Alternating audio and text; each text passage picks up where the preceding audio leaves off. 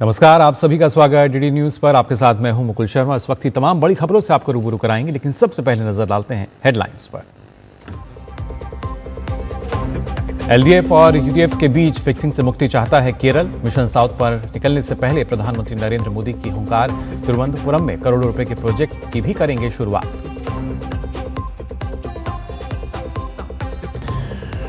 केरल के बाद आज तमिलनाडु जाएंगे प्रधानमंत्री नरेंद्र मोदी। एनडीए की रैली से पहले कहा, भ्रष्ट डीएमके सरकार की विदाई का तमिलनाडु ने कर लिया है फैसला।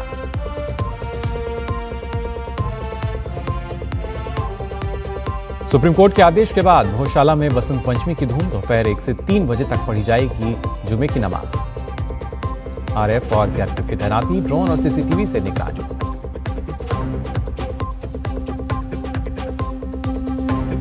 बारिश से भीगे उत्तर भारत के कई इलाके। जम्मू कश्मीर, हिमाचल और उत्तराखंड में जबरदस्त बर्फबारी। कई जगह ट्रैफिक पर असर। अगले कुछ दिन ऐसे ही रहेगा मौसम।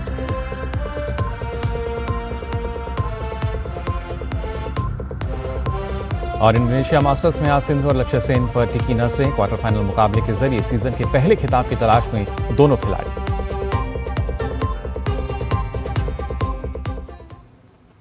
और आइए सबसे पहले बात कर लेते हैं प्रधानमंत्री के दौरे को लेकर। प्रधानमंत्री नरेंद्र मोदी आज साउथ मिशन पर हैं। आज पहले केरल, फिर तमिलनाडु। ये दो राज्य हैं जहां पीएम की आज विशाल जनसभा होगी। इस दौरान पीएम मंच से अपनी बात रखेंगे, लेकिन उससे पहले पीएम ने अपने केरल दौरे को लेकर कहा कि वो तिरुवनंतपुरम में भाजपा एनडीए की जनसभा को संबोधित करने के लिए उत्सुक हैं। पीएम ने लिखा कि हाल ही में संपन्न हुए नगर निगम चुनावों में इस शहर ने हमें जीत दिलाकर इतिहास रच दिया है। यह स्पष्ट है कि केरल एलडीएफ और यूडीएफ के बीच चल रहे धांधली से मुक्त होना चाहता है।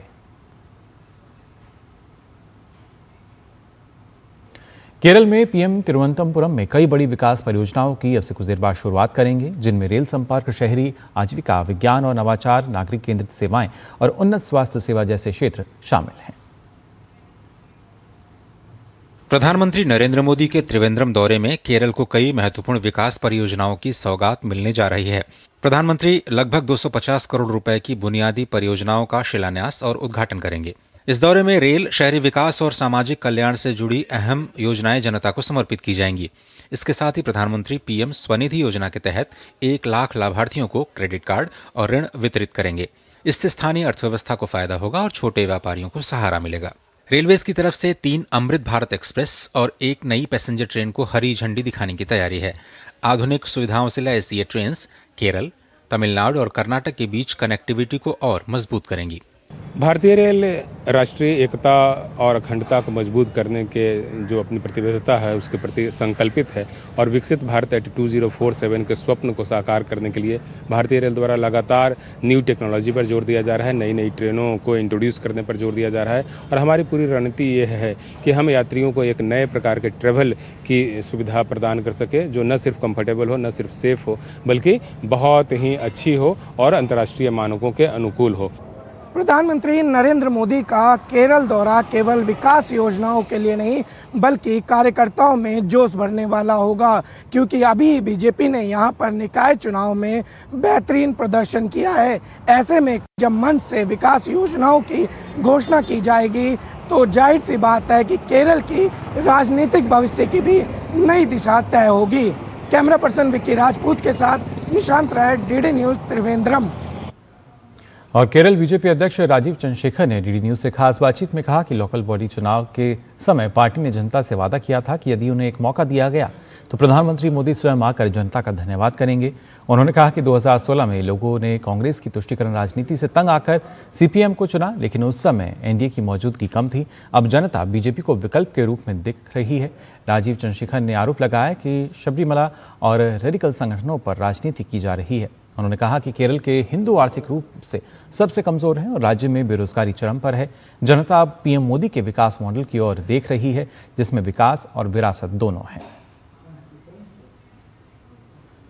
बीजेपी के केरला के अध्यक्ष राजीव चंद्रशेखर जी हमारे साथ मौजूद हैं। सर, सबसे पहला सवाल, प्रधानमंत्री नरेंद्र मोदी केरल के दौरे पर आ रहे हैं और अभी निकाय चुनाव में बीजेपी ने यहां पर बेहतरीन प्रदर्शन किया है, क्या कहेंगे इसको लेकर? नहीं, बहुत गौरव की बात है कि हमारे प्रधानमंत्री जी कल यहाँ पर आ रहे हैं, क्योंकि हमने तिरुवनंतपुरम कॉरपोरेशन के इलेक्शन के समय हमने लोगों को कहा था कि अगर लोग हमें एक अवसर देते हैं त्रिवेंद्रम कॉरपोरेशन गवर्न करने के लिए, प्रधानमंत्री मोदी जी जरूर यहाँ पर आएंगे और लोगों को धन्यवाद देंगे। केरल में चुनाव होने वाले हैं और विजयन सरकार को 10 साल पूरे हो रहे हैं। एंटी इनकम्बेंसी है, इसका फायदा किस तरीके से आपको लग रहा है बीजेपी को मिलेगा? देखिए, आपको मालूम ही है कि 2016 में कांग्रेस को यहाँ से लोगों ने हटाया था क्योंकि वो एक बहुत करप्ट सरकार थी। 10 साल पिनराई विजयन ने करप्शन तो किया ही है। जो हम देख रहे हैं, शबरीमला जैसे पुण्य स्थल से 4.5 किलो सोने का चोरी, पूरा स्टेट का हालत उन्होंने खराब और बर्बाद करके रखा हुआ है। हाल ही में जो ओपिनियन पोल भी आया है, बीजेपी और एनडीए को काफ़ी सारा सपोर्ट मिल रहा है और मैं मानता हूं कि इस चुनाव में पहली बार केरल के पॉलिटिकल हिस्ट्री में एक नया बदलाव आएगा। दक्षिण में देख रहे हैं जो यहाँ के क्षेत्रीय राजनीतिक दल हैं, एंटी हिंदू पॉलिटिक्स को बहुत ज्यादा बढ़ावा दे रहे हैं। क्या कारण है कि एंटी हिंदू पॉलिटिक्स करनी पड़ रही है क्षेत्रीय दलों को? देखिए, केरल को ही देख लीजिए आप। हिंदूज, केरल के हिंदूज पिछले 20-30 साल में अगर आप स्टडी करेंगे, केरल के हिंदूज का जो इकोनॉमिक सिचुएशन है बहुत ही नाजुक है, क्योंकि वो सोचते हैं कि अगर हिंदुओं को वो अपमान करें या हिंदू के अगेंस्ट रहे, उनको मुस्लिम वोट मिलेगा। मैं मानता हूं वो गलत राजनीति है। प्रधानमंत्री नरेंद्र मोदी दौरे पर आ रहे हैं, विकास और विरासत दोनों को लेकर लगातार वो जिस भी मंच पर होते हैं बात करते हैं। ऐसे में केरल में क्या उम्मीद की जा रही है? देखिए, केरल रिच ट्रेडिशन और कल्चर और हेरिटेज का एक स्टेट है। हालत बहुत खराब है क्योंकि देश के सबसे ज़्यादा इन्फ्लेशन केरल में है। केरल के बच्चे पढ़ने के लिए भी बाहर जाना पड़ता है, नौकरी ढूंढने के लिए बाहर जाना पड़ता है। नरेंद्र मोदी जी का जो उन्होंने इंडिया में और भारत में उन्होंने एक बदलाव लाया है, लोग यहाँ चाहते हैं कि वही राजनीति, विकास की राजनीति, विकास और विरासत की राजनीति जो नरेंद्र मोदी जी ने करके दिखाया है, वो केरल में भी लाना चाहते हैं। आने वाले इस असेंबली इलेक्शन में केरल के लोग उनके जीत के लिए, केरल के जीत के लिए और बीजेपी एनडीए के जीत के लिए काम करेंगे। शुक्रिया सर हमसे बातचीत करने के लिए। तो ये थे हमारे साथ बीजेपी प्रदेश अध्यक्ष राजीव चंद्रशेखर। कैमरा पर्सन विक्की राजपूत के साथ निशांत राय, डीडी न्यूज, त्रिवेंद्रम। और आपको बता दें, केरल के बाद प्रधानमंत्री नरेंद्र मोदी आज तमिलनाडु भी जाएंगे और चेन्नई से करीब 80 किलोमीटर दूर मधुरंतकम में एक विशाल जनसभा भी करेंगे। इससे पहले पीएम ने कहा कि तमिलनाडु एनडीए के साथ है और तमिलनाडु ने भ्रष्ट डीएमके सरकार को विदाई देने का फैसला कर लिया है। दरअसल आज पीएम की रैली में एनडीए नेताओं की भी यहां मौजूदगी रहेगी।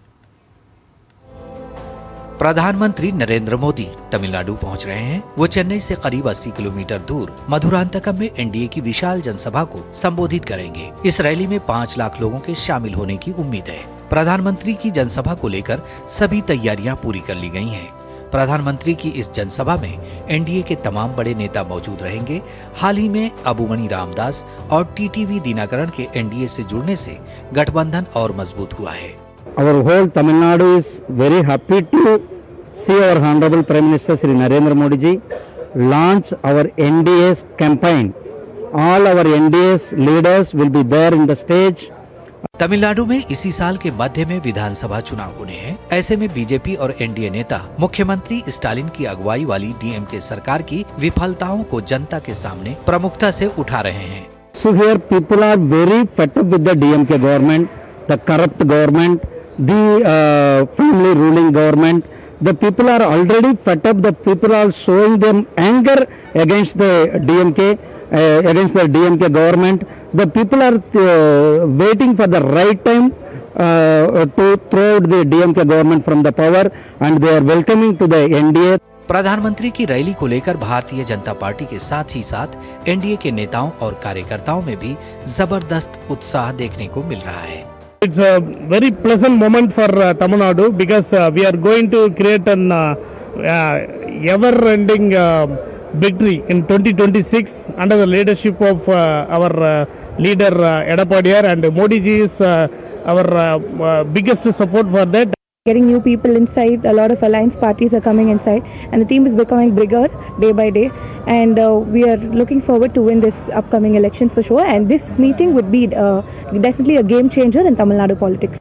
तमिलनाडु में प्रधानमंत्री नरेंद्र मोदी की ये रैली एनडीए के चुनावी अभियान की औपचारिक शुरुआत मानी जा रही है। प्रधानमंत्री नरेंद्र मोदी की तमिलनाडु की इस जनसभा से एनडीए के अभियान की औपचारिक शुरुआत होने जा रही है। लक्ष्य है 2026 का तमिलनाडु का विधानसभा चुनाव और राज्य की सत्ता से डीएमके को हटाकर एनडीए सरकार की वापसी करना।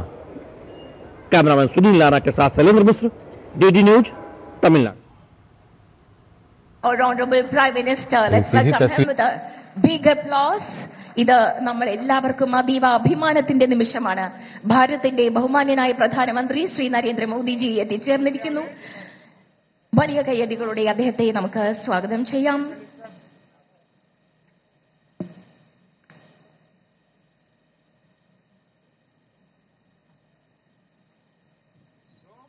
കേരളത്തിന്റെ ആദരണീയനായ മുഖ്യമന്ത്രി ശ്രീ പിണറായി വിജയൻ അവർ എത്തിച്ചേർന്നിരിക്കുന്നു. അദ്ദേഹത്തിന് സ്വാഗതം.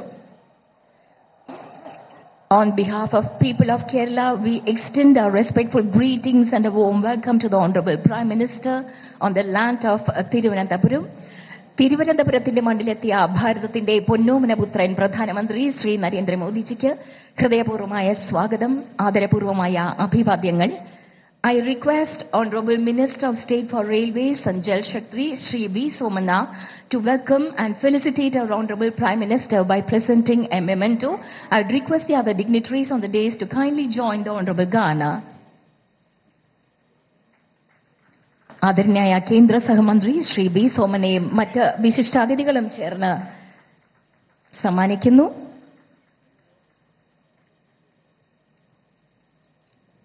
Thank you, gentlemen.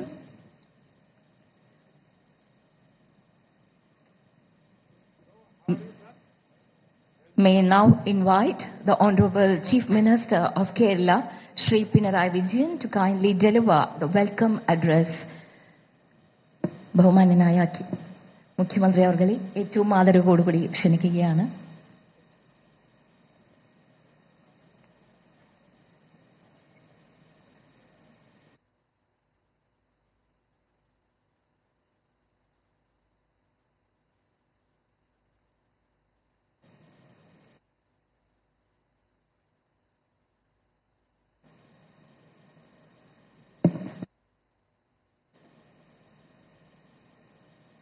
Sri Narendra Modi ji, Honorable Prime Minister of India, Sri R.V. Arlekar, Honorable Governor of Kerala, it is with immense pride and pleasure that I welcome Sri Narendra Modi ji, Honorable Prime Minister of India, to Kerala, the God's own country.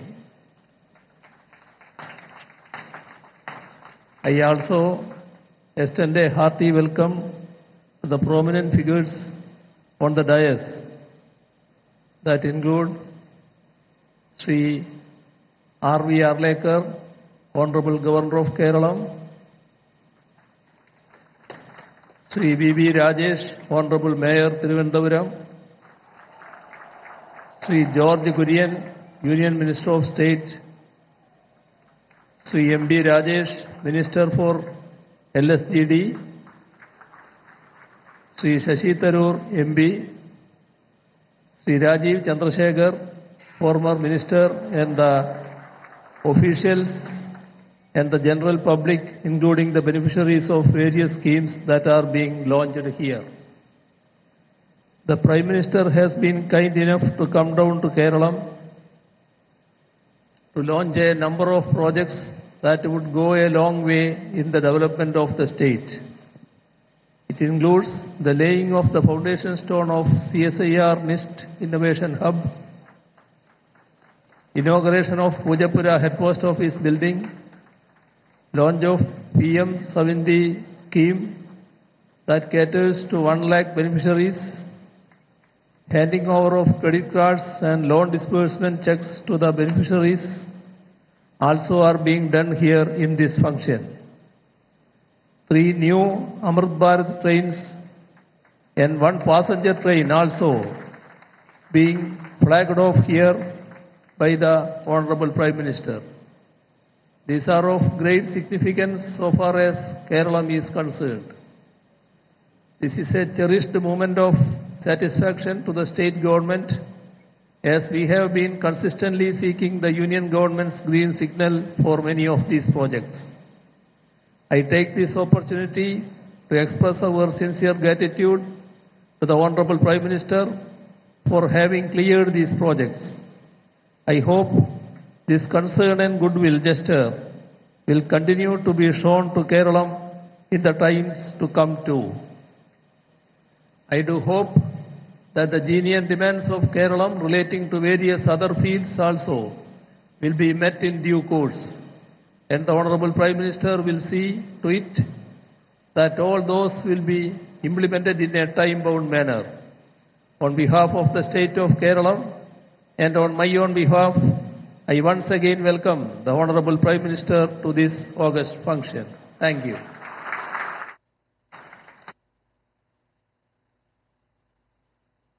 Nani, sir.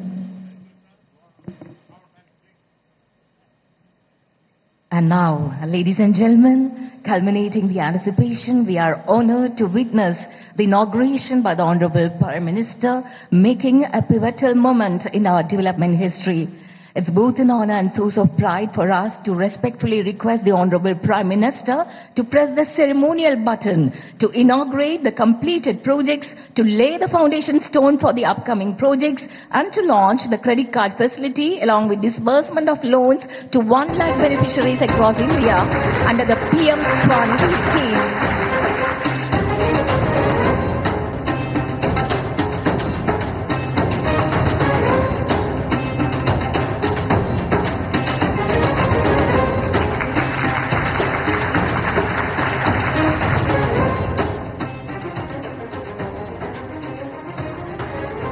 Digital plugs are revealed before us, a noteworthy moment for everyone present to witness and acknowledge. Before we proceed with the event, let's take a moment to gain insight of the projects that were inaugurated today. Here's a short video on these development projects. Kindly watch the screen.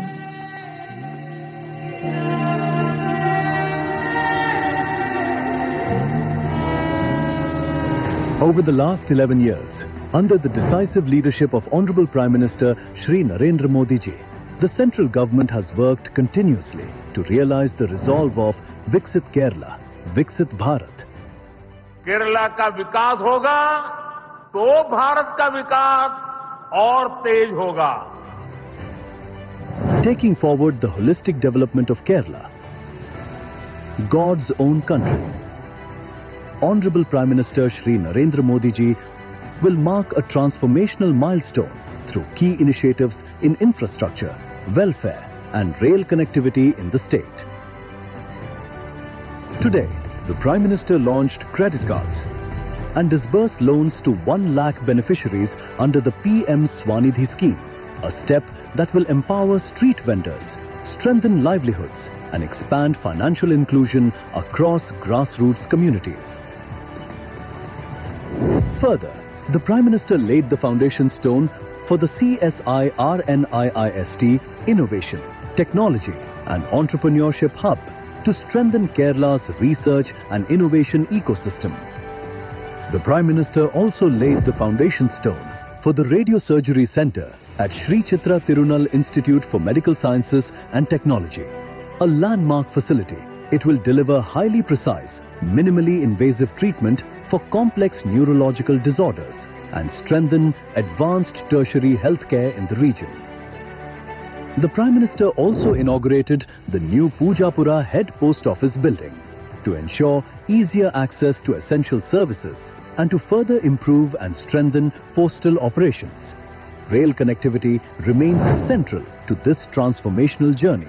Honorable Prime Minister Shri Narendra Modi ji will flag off 4 new train services, including 3 Amrit Bharat Express trains and 1 passenger train, significantly enhancing long-distance and regional connectivity across southern India.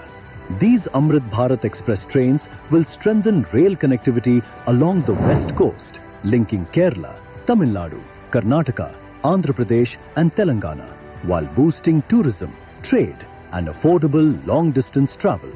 These trains are modern, non-AC long-distance trains designed to provide affordable, comfortable and seamless travel. And the passenger train will improve daily connectivity for commuters and pilgrims, ensuring smoother access to key religious and urban centers. Together, these initiatives reflect the Government of India's unwavering commitment to inclusive growth, infrastructure-led development, and people-centric empowerment in the state.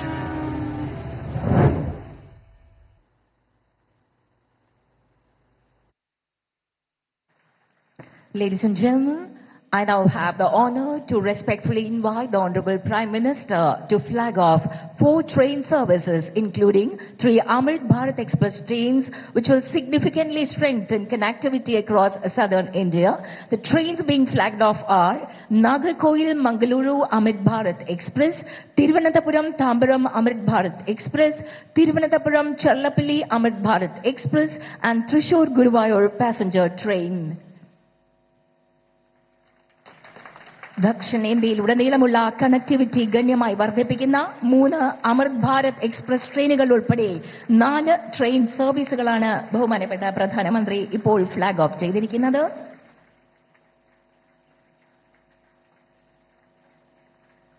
കേരളത്തിന് ഇത് ധന്യ നിമിഷം. Thank you sir.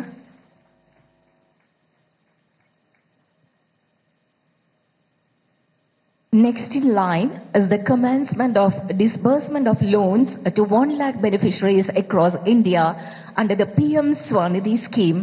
I may now request the Honorable Prime Minister to give UPI-linked credit cards to the beneficiaries of PM Swanidhi scheme. First, I'd like to invite on stage Srimati Shanti R., a street vending fruit seller who has improved her business and livelihood after availing the loan facility, and the first vendor to receive the credit card. Next, we have Shri Vivek Rajendra Bele, who has been engaged in fast food business for 25 years and has availed the PM Swanidhi loan to support his long-standing enterprise.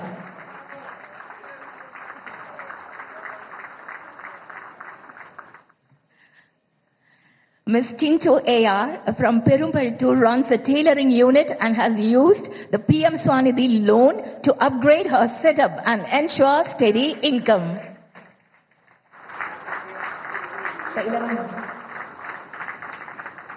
Thank you, sir. We now move on to the distribution of checks to beneficiaries of PM Swanidhi scheme. I would once again request our Honorable Prime Minister to kindly do the honors. Shri Biju TP, who makes and sells a rice batter and is also a fast food vendor from Manakad.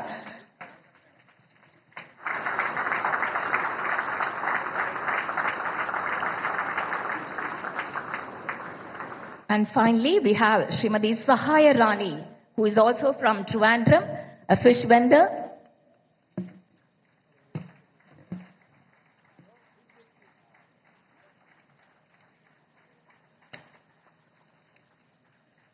Thank you, sirs. The moment we have long awaited, with utmost respect, I would now request the Honorable Prime Minister to kindly address the audience.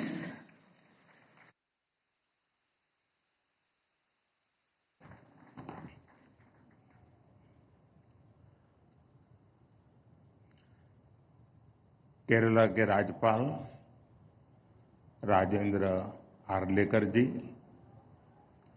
मुख्यमंत्री पिनाराई विजयन जी, अलग अलग स्थानों से जुड़े केंद्रीय मंत्रिमंडल के मेरे साथी, तिरुवनंतपुरम का गौरव और नवनिर्वाचित मेयर, मेरे बहुत पुराने साथी वीवी राजेश जी, अन्य महानुभाव, देवी और सज्जनों, നമസ്കാരം.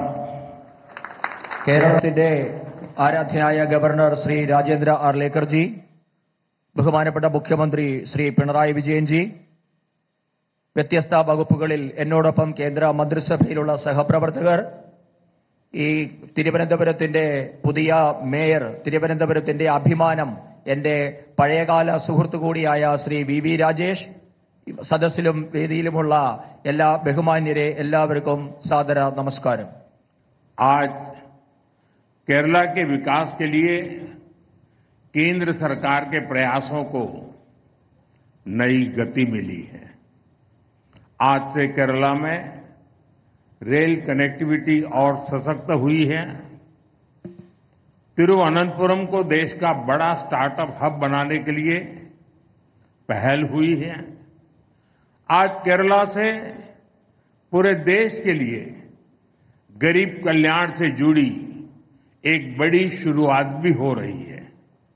आज PM Svanidhi credit card launch किया गया है।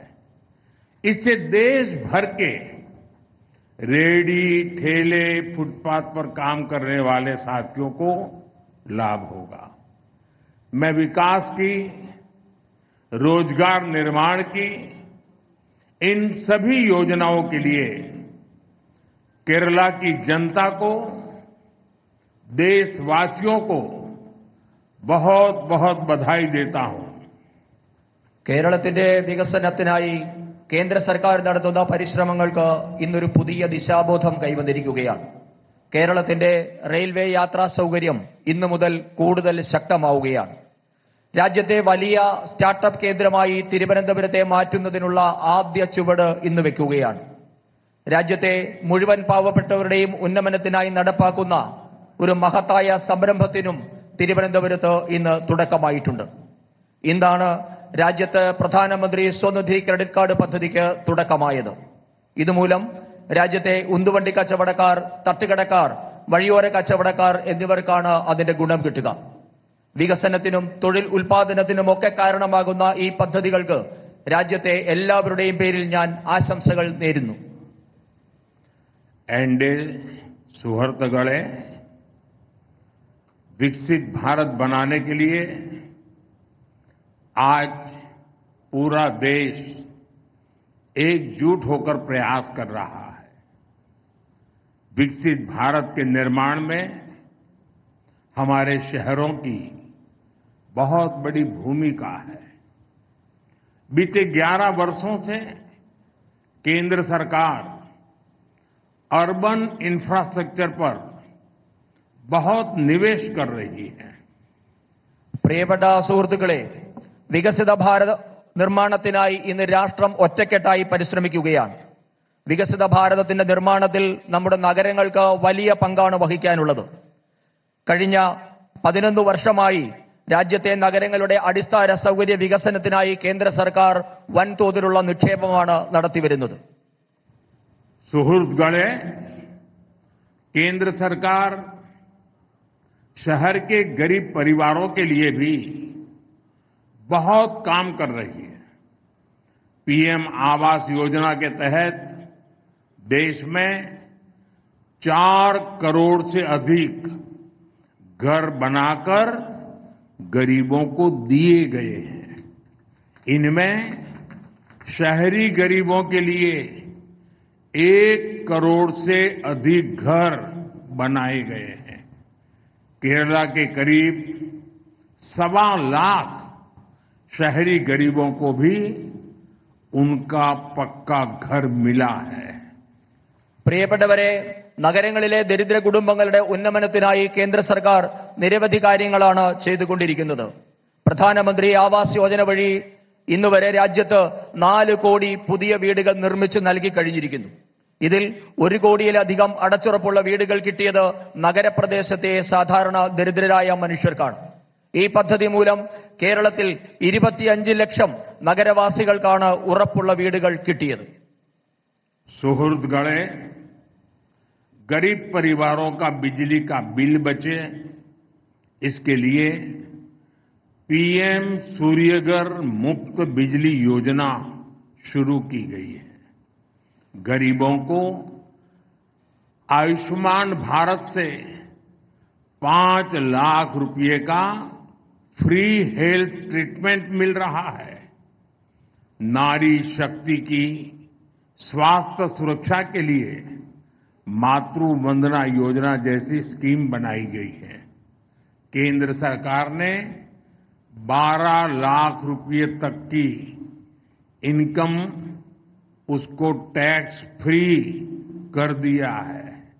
इसका बहुत बड़ा फायदा केरला के लोगों को भी हुआ है, विशेष करके मध्यम वर्ग को हुआ है, सैलरी क्लास को हुआ है। പ്രിയപ്പെട്ടവരെ, ദാരിദ്ര്യരേഖയ്ക്ക് താഴെയുള്ളവരെ വലിയ വൈദ്യുത നിരക്കിൽ നിന്നും രക്ഷിക്കുന്നതിന് വേണ്ടി സൗജന്യ വൈദ്യുത പദ്ധതിയായ PM സൂര്യഘർ യോജന രാജ്യത്ത് നടപ്പാക്കിയിട്ടുണ്ട്. രാജ്യത്തെ പാവപ്പെട്ടവർക്ക് പ്രതിവർഷം 5 ലക്ഷം രൂപയുടെ സൗജന്യ ചികിത്സ ഇന്ന് കിട്ടുന്നുണ്ട്. നമ്മുടെ രാജ്യത്തിന്റെ കരുത്തായ നാരീശക്തിയുടെ, സ്ത്രീ ശക്തിയുടെ ആരോഗ്യ സംരക്ഷണത്തിനായി മാതൃവന്ദന പോലെയുള്ള വിവിധ പദ്ധതികൾ ഇന്ന് കേന്ദ്ര സർക്കാർ നടപ്പാക്കിയിട്ടുണ്ട്.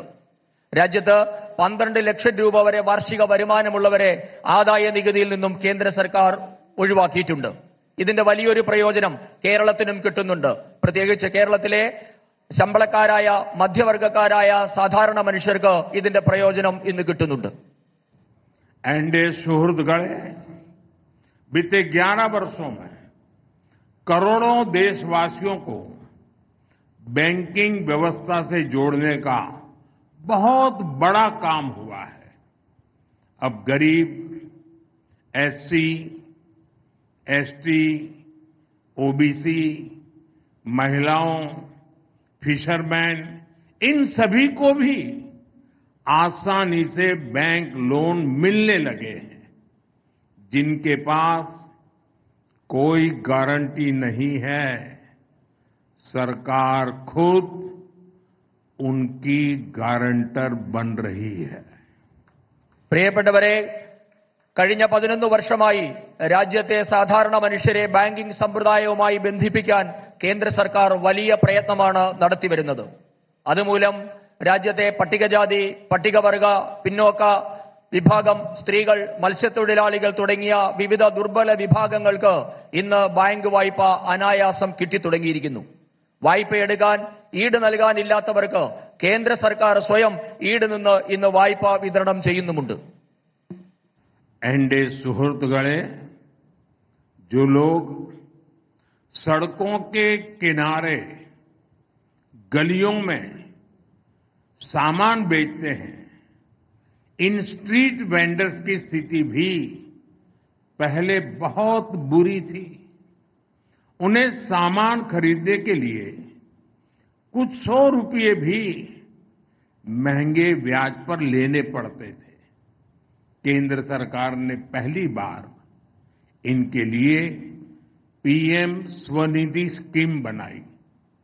इस स्कीम के बाद देश भर में लाखों साथियों को बैंकों से बहुत मदद मिली है।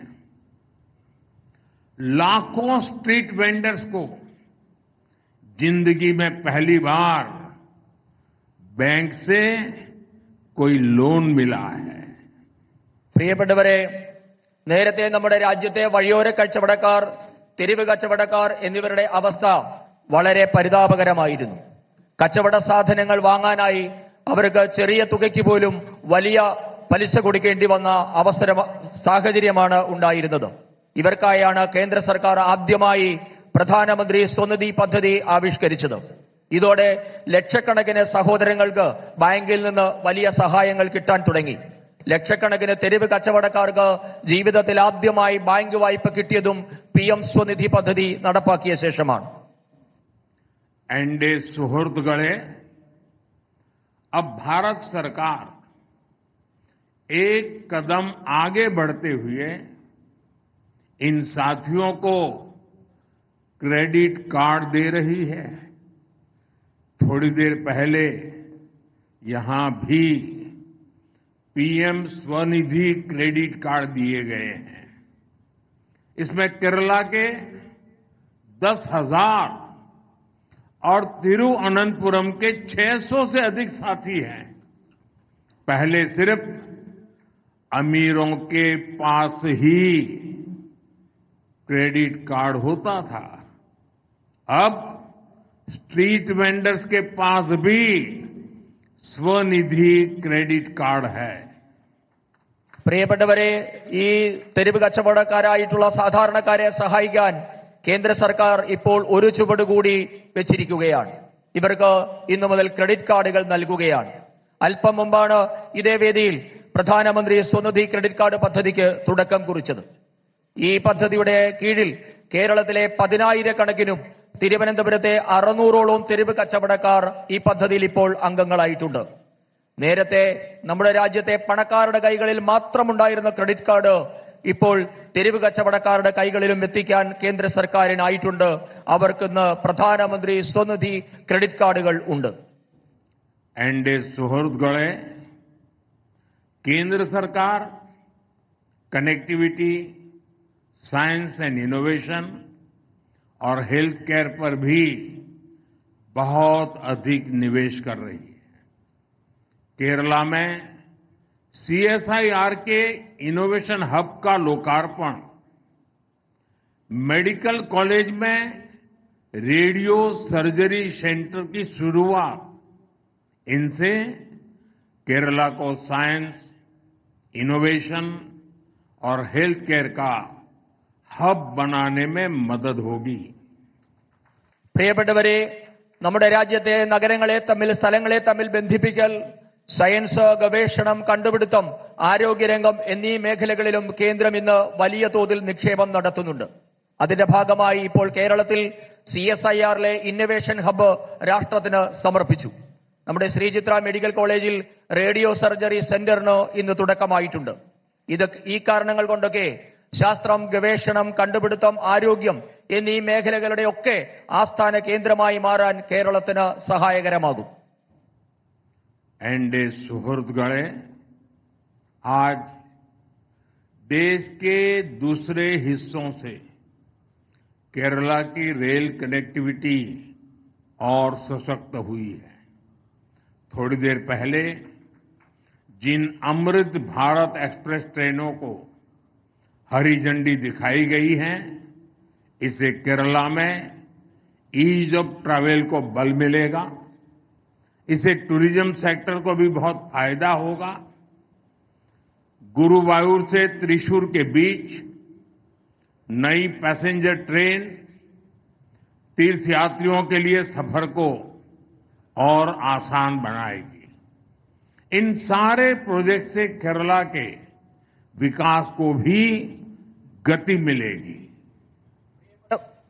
പ്രിയപ്പെട്ടവരെ, നമ്മുടെ രാജ്യത്തെ മറ്റു ഭാഗങ്ങളിൽ അപേക്ഷിച്ച് കേരളത്തിലെ റെയിൽ ഗതാഗതം ഇന്നു മുതൽ കൂടുതൽ ദൃഢമാവുകയാണ്. അല്പം മുൻപ് ഞാൻ പച്ചക്കൊടി കാണിച്ച അമൃത ഭാരത് എക്സ്പ്രസ് ട്രെയിനുകൾ കൂടി ഓടിത്തുടങ്ങുന്നതോടെ കേരളത്തിലെ യാത്രാ സൗകര്യവും ഇനിയും കൂടുതൽ മെച്ചപ്പെടും. വിനോദസഞ്ചാരികൾക്കും ഇതിന്റെ പ്രയോജനം കിട്ടും. ഗുരുവായൂർ തൃശൂർ റൂട്ടിൽ ഓടുന്ന പുതിയ പാസഞ്ചർ ട്രെയിൻ തീർത്ഥാടനം കൂടുതൽ സുഗമമാക്കും. ഈ പദ്ധതികളുടെ എല്ലാം കേരളത്തിന്റെ വികസനത്തിന് കൂടുതൽ വേഗം കൈവരും. साथियों, विकसित केरला से ही विकसित भारत का सपना पूरा होगा. इसमें केंद्र सरकार पूरी शक्ति से केरला के लोगों के साथ खड़ी है. आप सभी को फिर से एक बार बहुत बहुत शुभकामनाएं देता हूं. अभी इसके बाद बगल में ही केरला के हजारों लोग, उत्साही लोग, आत्मविश्वास से भरे लोग मेरे भाषण का इंतजार कर रहे हैं और वहां भी मुझे बहुत खुल करके बोलने का मौका मिलेगा, जमकर के बातें करने का मौका मिलेगा और मीडिया को भी इसमें ज्यादा इंटरेस्ट नहीं होगा, उसमें ही ज्यादा होगा. तो मैं आज इस कार्यक्रम में यहीं पर अपनी बात पूरी करूंगा और फिर मैं 5 मिनट के बाद बगल में कार्यक्रम में जाकर के वहां बहुत सी बातें जो केरला के भविष्य से जुड़ी हुई हैं, मैं जरूर वहां बताऊंगा. പ്രിയപ്പെട്ടവരെ, വികസിത കേരളത്തിൽ കൂടി മാത്രമേ വികസിത ഭാരതം എന്ന സ്വപ്നം പൂർത്തിയാക്കാൻ സാധിക്കുകയുള്ളൂ. ഇതിനായി കേന്ദ്രം കേരളത്തിലെ ജനങ്ങൾക്കൊപ്പം പൂർണ്ണമായി ഉണ്ടാകുമെന്ന് ഞാൻ ഉറപ്പു നൽകുകയാണ്. നിങ്ങൾക്ക് എല്ലാവർക്കും ഒരിക്കൽ കൂടി ഞാൻ ആശംസകൾ നേരുകയാണ്. ഇതിനുശേഷം ഇതിന്റെ തൊട്ടടുത്ത് 5 മിനിറ്റിനുള്ളിൽ തന്നെ എനിക്ക് ഊർജ്ജസ്വലരായ, എന്നിൽ പ്രതീക്ഷ അർപ്പിച്ചിരിക്കുന്ന ആയിരക്കണക്കിന് പ്രവർത്തകരെ അഭിസംബോധന ചെയ്യേണ്ടതുണ്ട്. അവിടെ ഞാൻ വിശദമായി കേരളത്തിന്റെ ഭാവിയെ പറ്റിയൊക്കെ സംസാരിക്കേണ്ടതുണ്ട്. ഇവിടെയുള്ള മാധ്യമങ്ങൾക്കും ഒരുപക്ഷെ അതിലായിരിക്കും കൂടുതൽ താല്പര്യമുണ്ടാവുക. ഇത്തരം ഈ പരിപാടിയിൽ വലിയ താല്പര്യം ഉണ്ടാകില്ല എന്ന് എനിക്കറിയാം. എന്തായാലും അടുത്ത പരിപാടിയിൽ എനിക്ക് സംസാരിക്കാൻ പോകേണ്ടതുണ്ട്. बहुत बहुत धन्यवाद.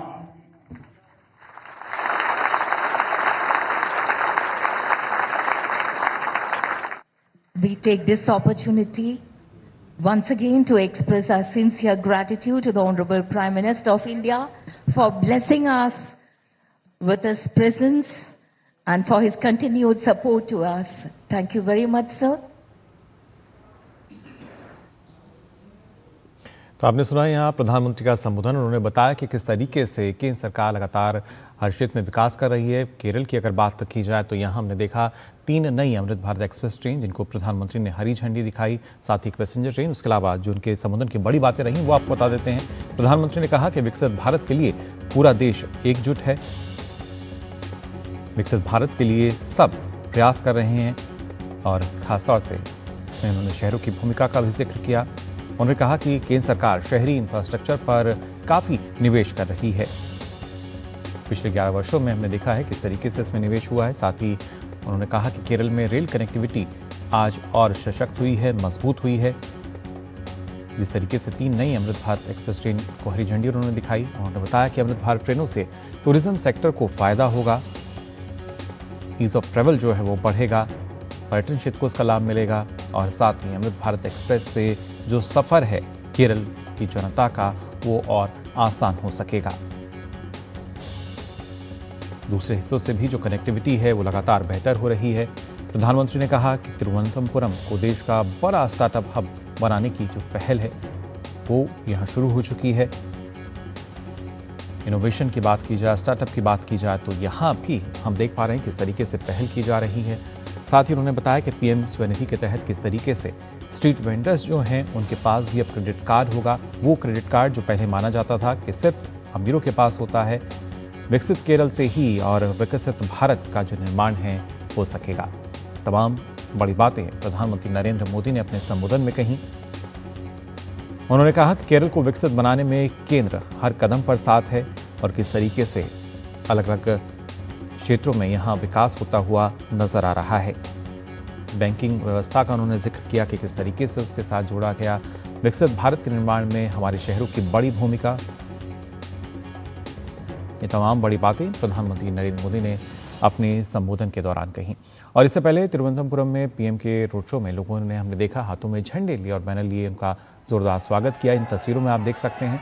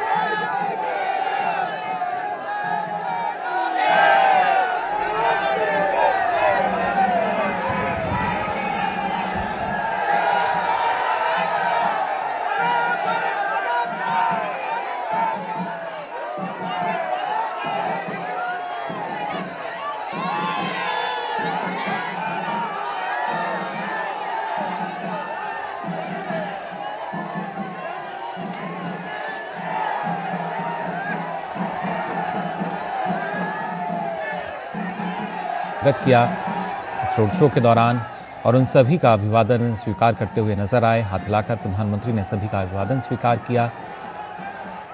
हर आयु वर्ग के जो लोग हैं वो प्रधानमंत्री की झलक पाने के लिए नजर आए। आप देख सकते हैं सड़क के छोर पर किस तरीके से युवाओं की बात करें, महिलाओं की बात की जाए, वरिष्ठ नागरिकों की बात करें, वृद्ध लोगों की बात की जाए, हर कोई उन्हें देखना चाहता था। पुष्प वर्षा उन पर की गई, हाथ हिलाते हुए उनका अभिवादन और सभी हम देख सकते हैं किस तरीके से प्रधानमंत्री सभी का अभिवादन स्वीकार करते नजर आए। और उसके साथ साथ केरल की जब सांस्कृतिक धरोहर की हम बात करते हैं तो वो भी इस दौरान नजर आ रही है। प्रधानमंत्री के स्वागत में पुष्प वर्षा के साथ भव्य स्वागत तिरुवनंतपुरम में यहाँ हुआ प्रधानमंत्री नरेंद्र मोदी का।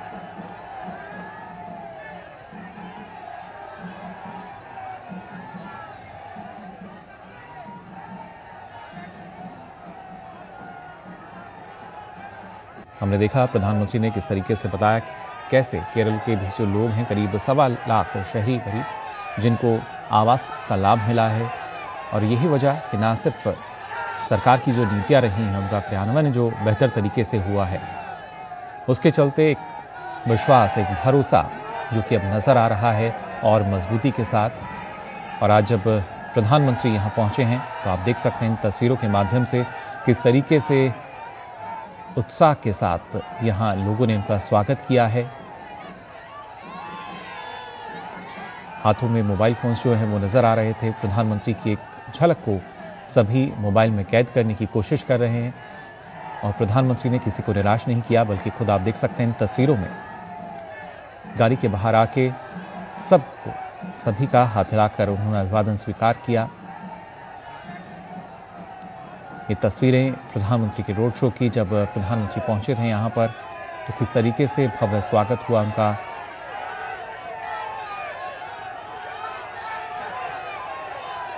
और आज हम देख सकते हैं इन तस्वीरों के जरिए कैसे प्रधानमंत्री का भव्य स्वागत किया गया, पुष्प वर्षा उन पर की गई।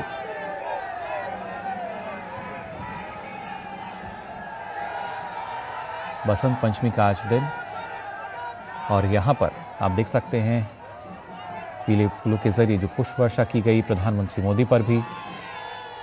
हर आयु वर्ग के लोग यहाँ नजर आए उनको देखने के लिए, उनकी एक झलक पाने के लिए। इस कार्यक्रम में शामिल जब प्रधानमंत्री हुए तो उन्होंने इस बात का भी जिक्र किया कि किस तरीके से महिलाओं की बात की जाए, स्वास्थ्य की बात की जाए, जो खासतौर से बुनियादी सुविधाएं थीं, उस बुनियादी ढांचे को किस तरीके से पिछले 11 वर्षों में हम सभी ने मजबूत होता देखा है।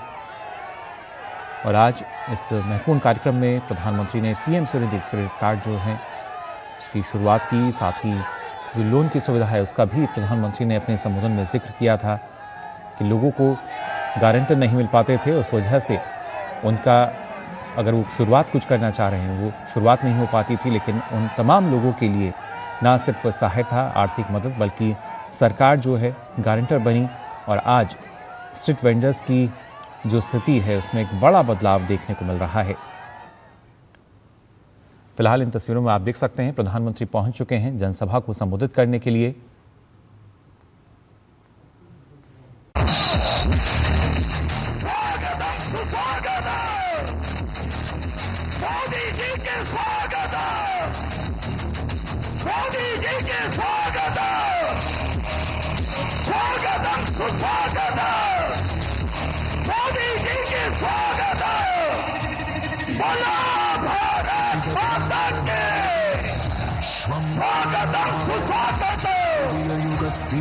नरेंद्र मोदी जी മോദിക്ക് സ്വാഗതം, അനന്തപുരിയുടെ സ്വാഗതം, വികസിത കേരളത്തിന്റെ സ്വാഗതം, സ്വാഗതം സുസ്വാഗതം, മോദിജിക്ക് സ്വാഗതം. बोलो भारत माता के.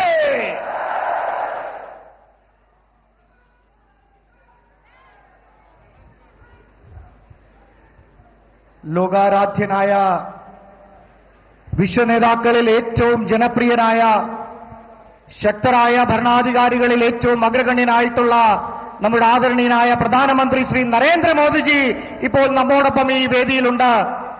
അതോടൊപ്പം വികസിത കേരളം, സുരക്ഷിത കേരളം, വിശ്വാസ സംരക്ഷണം എന്ന മഹത്തായ നമ്മുടെ ലക്ഷ്യങ്ങൾക്ക് അദ്ദേഹത്തിന്റെ പിൻബലവും നമ്മോടൊപ്പമുണ്ട്. അതുകൊണ്ട് അതിനാൽ സ്നേഹാദരവോടുകൂടി അദ്ദേഹത്തെ നമുക്ക് സ്വാഗതം ചെയ്യാം. പാർട്ടിയുടെ സംസ്ഥാന കമ്മിറ്റിക്ക് വേണ്ടിയുള്ള സ്നേഹാദരവ് സ്വീകരണം നൽകാൻ വേണ്ടിയിട്ട് പാർട്ടിയുടെ ആരാധ്യനായിട്ടുള്ള സംസ്ഥാന അധ്യക്ഷൻ ശ്രീ രാജീവ് ചന്ദ്രശേഖർജിയെ ക്ഷണിച്ചുകൊള്ളുന്നു. ആദരണീയനായ പ്രധാനമന്ത്രിക്ക്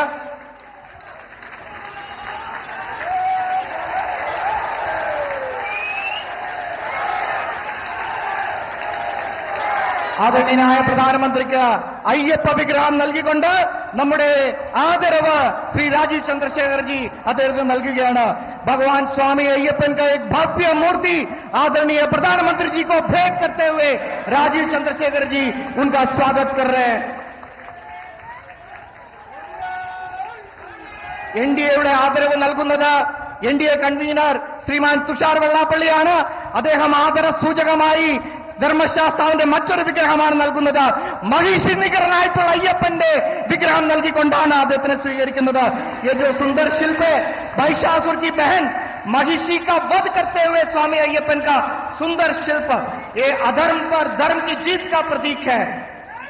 അതുപോലെ തന്നെ ഐതിഹാസികമായ വിജയം നേടിയ കോർപ്പറേഷൻ വിജയം നേടിയ തിരുവനന്തപുരത്തിന് വേണ്ടിയിട്ട് ജില്ലാധ്യക്ഷൻ ശ്രീ കരമന ജയന്തിയും അതോടൊപ്പം ബഹുമാനപ്പെട്ട മേയർ ശ്രീ വി വി രാജേഷും ഡെപ്യൂട്ടി മേയർ ശ്രീമതി ആശാനാഥും ചേർന്ന് പ്രധാനമന്ത്രിയെ സ്വീകരിക്കുകയാണ്.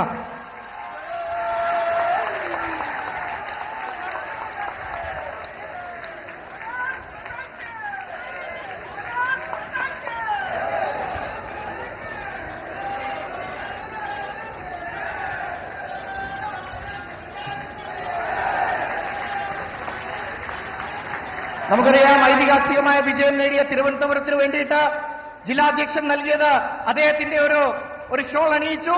അതോടൊപ്പം ബോലോ ഭാരത് മാതാ കി, ബോലോ ഭാരത് മാതാ കി, ബോലോ ഭാരത് മാതാ കി.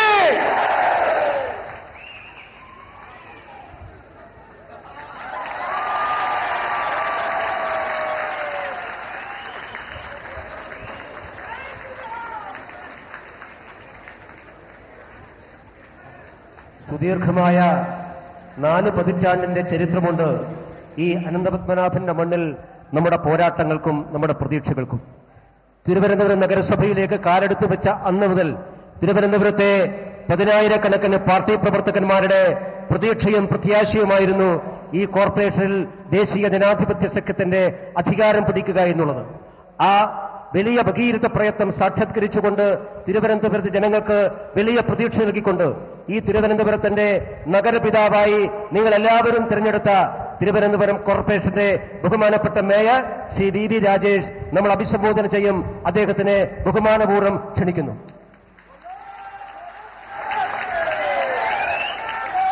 ആരാധനായ സംസ്ഥാന അധ്യക്ഷൻ ശ്രീ രാജീവ് ചന്ദ്രശേഖർജി,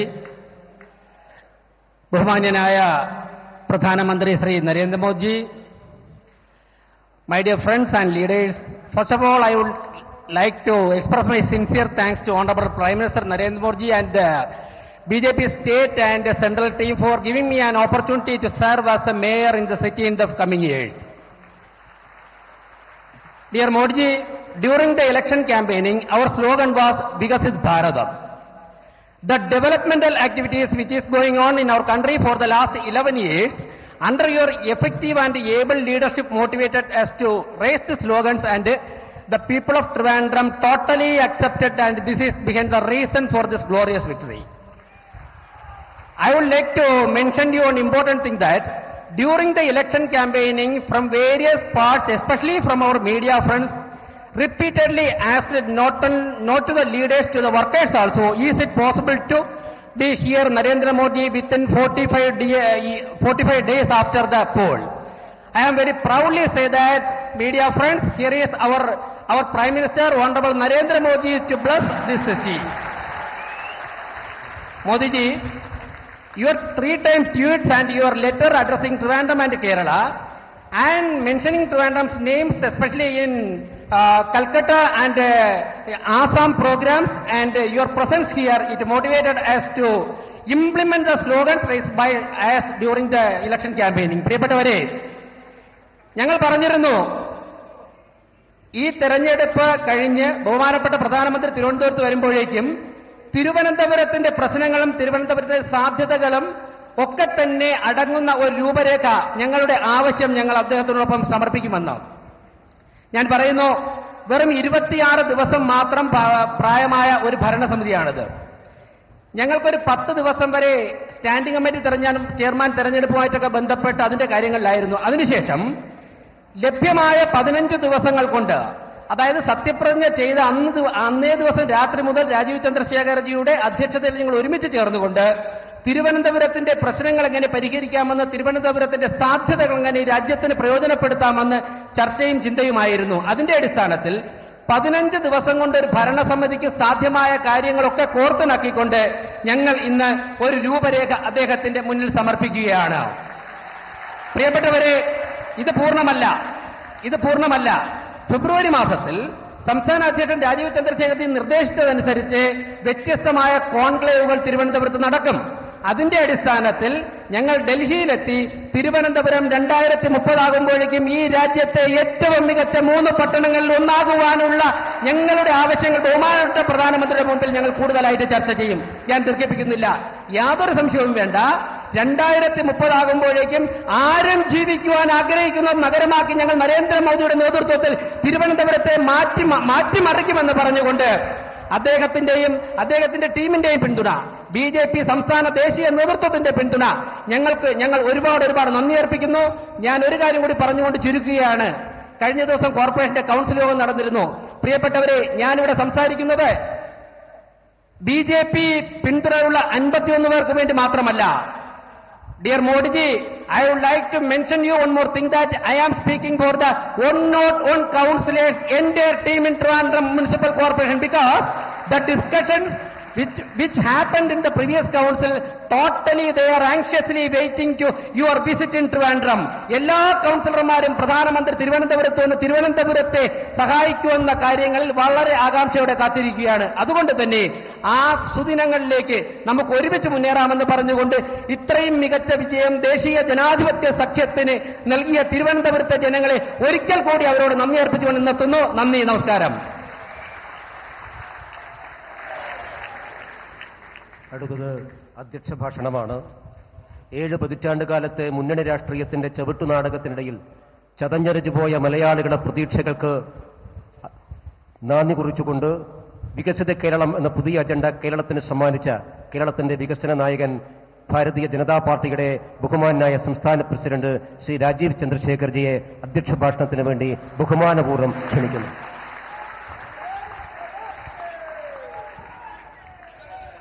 നമ്മുടെ എല്ലാവരുടെയും ഏറെ ബഹുമാനപ്പെട്ട ഇന്ത്യ രാജ്യത്തിന്റെ 140 കോടി ജനങ്ങളെ പ്രധാന സേവകൻ ആയ നമ്മുടെ പ്രധാനമന്ത്രി നരേന്ദ്രമോദിജിനെ ഞാൻ എല്ലാവരുടെ പേരിൽ സ്വാഗതം ചെയ്യുന്നു. അദ്ദേഹത്തിന് ഞാൻ എന്റെ വിനീതമായ നമസ്കാരം.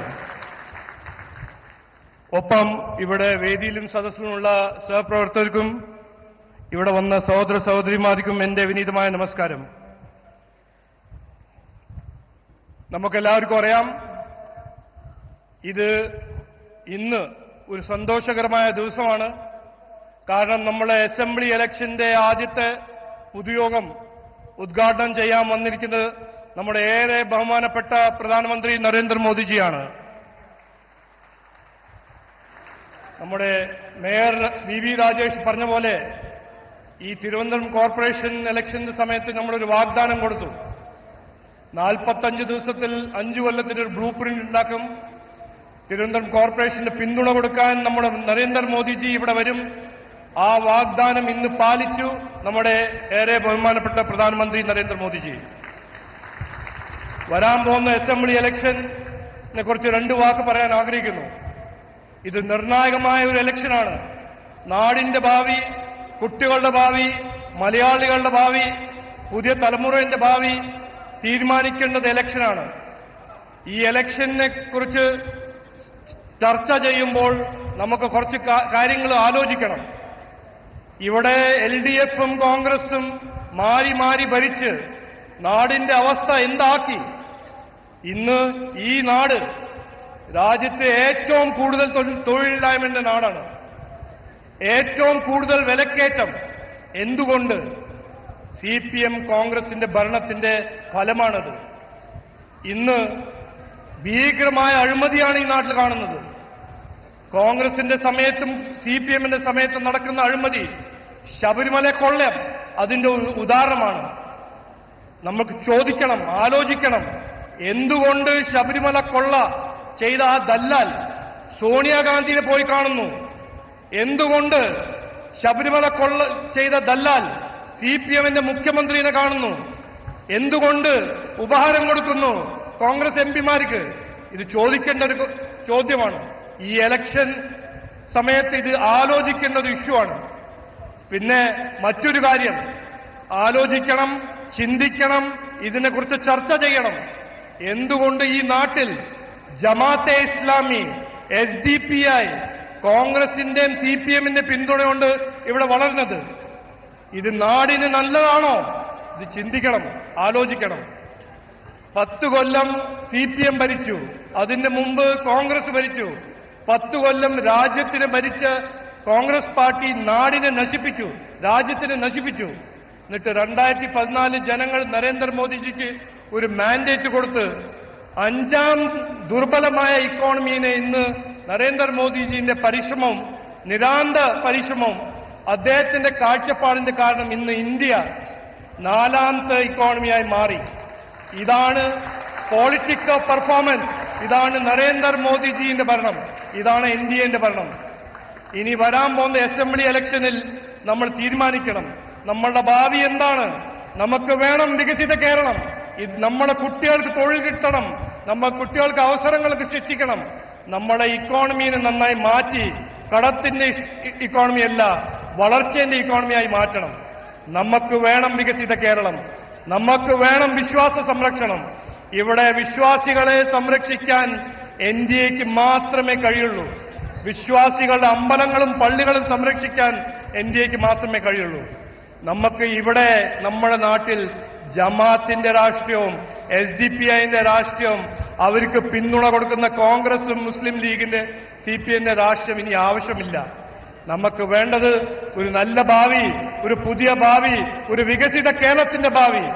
അതിനുവേണ്ടി ഈ ഇലക്ഷനിൽ NDA ജയിക്കും, NDAനെ ജനങ്ങൾ ജയിപ്പിക്കും, നമ്മളൊരു വികസിത കേരളം സൃഷ്ടിക്കും. അതാണ് ഞങ്ങളുടെ സങ്കല്പം. പറയൂ, നമുക്ക് വേണം വികസിത കേരളം, നമുക്ക് വേണം സുരക്ഷിത കേരളം, നമുക്ക് വേണം വിശ്വാസ സംരക്ഷണം. ഇത് പറഞ്ഞു വാക്ക് ചുരുക്കുന്നു. എല്ലാവർക്കും നമസ്കാരം, നന്ദി. ഭാരത് മാതാ കി, ഭാരത് മാതാ കി, ഭാരത് മാതാ കി. 2014 പുതിയ ഇന്ത്യക്ക് വേണ്ടി ഈ രാജ്യത്തിലെ ജനങ്ങളോട് വോട്ട് ചോദിച്ച് ഒരു പതിറ്റാണ്ട് കാലം കൊണ്ട് അത് സാർത്ഥകമാക്കി 2047 ഒരു വികസിത ഭാരതത്തിനു വേണ്ടി 142 കോടി ജനതയും ഒരുമിച്ച് ചേർത്ത് മുന്നോട്ട് കൊണ്ടുപോകുന്ന നമ്മുടെ ബഹുമാനപ്പെട്ട പ്രധാനമന്ത്രി ശ്രീ മോദിജി ആത്മവിശ്വാസവും ആത്മാഭിമാനവും ആത്മനിർഭരതയും ഈ രാജ്യത്തിന് പടർത്തിയിട്ടുള്ള, ഈ രാജ്യത്തിന് നൽകിയിട്ടുള്ള ബഹുമാനപ്പെട്ട മോദിജിയെ ഈ സമ്മേളനം ഉദ്ഘാടനം ചെയ്യാൻ വേണ്ടി ബഹുമാനപൂർവ്വം ക്ഷണിക്കുന്നു. I respectfully request our Honorable Prime Minister, Shri World Leader, Shri Narendra Modi ji, to kindly inaugurate this great event.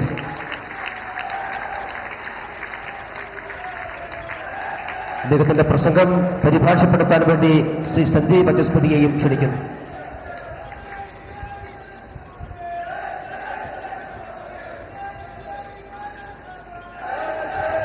नमस्कारम Thiruvananthapuram. भगवान पद्मनाभ स्वामी की इस पावन भूमि पर आना मेरा बहुत बड़ा सौभाग्य है। मैं संत श्री नारायण गुरु जी के ज्ञान, महात्मा अयंकली के मार्गदर्शन और मन्नथु पद्मनाभन जी के निस्वार्थ सेवा भाव का भी वंदन करता हूं।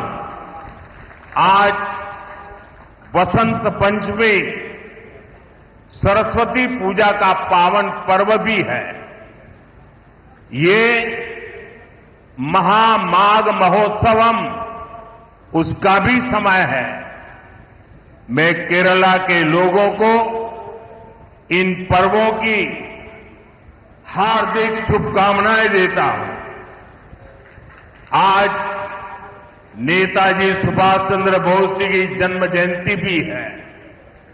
हम इसे पराक्रम दिवस के रूप में मनाते हैं। मैं सभी देशवासियों को पराक्रम दिवस की बहुत बहुत बधाई देता हूं। നമസ്കാരം. തിരുവനന്തപുരം ശ്രീ പത്മനാഭസ്വാമിയുടെ മണ്ണിൽ വരിക എന്നത് എന്റെ സൗഭാഗ്യമാണ്. നാരായണ ഗുരുദേവന്റെ അറിവിന് മുന്നിൽ, മഹാത്മാ അയ്യൻകാളിയുടെ മാർഗദർശനത്തിനു മുൻപിൽ, മന്നത്ത് പത്മനാഭന്റെ നിസ്വാർത്ഥ സേവനത്തിനു മുന്നിൽ ഞാൻ നമസ്കരിക്കുന്നു. ഇന്ന് വസന്ത പഞ്ചമി ദിവസമാണ്. സരസ്വതി പൂജയുടെ പാവനമായ ദിവസം കൂടിയാണ് ഇന്ന്. അതോടൊപ്പം മഹാമാഘ മഹോത്സവവും നടക്കുകയാണ്. എല്ലാ മലയാളികൾക്കും ഈ മഹോത്സവങ്ങളുടെ എല്ലാ പേരിലുള്ള എല്ലാ നന്മകളും ഞാൻ നേരുകയാണ്. അതോടൊപ്പം ഇന്ന് നേതാജി സുഭാഷ് ചന്ദ്രബോസിന്റെ ജന്മദിവസമാണ്. ഇന്ന് രാജ്യം അദ്ദേഹത്തിന്റെ ജന്മദിന ദിവസത്തെ പരാക്രമ ദിവസം എന്ന പേരിലാണ് ആഘോഷിക്കുന്നത്. രാജ്യത്തെ എല്ലാവർക്കും നേതാജിയുടെ ജന്മദിനമായ പരാക്രമ ദിവസത്തിന്റെ ആശംസകളും ഞാൻ നേരുകയാണ്. मुझे लगता है कोई इफेक्ट आ रही है। जो माइक वाले हैं जरा उसको ठीक करें।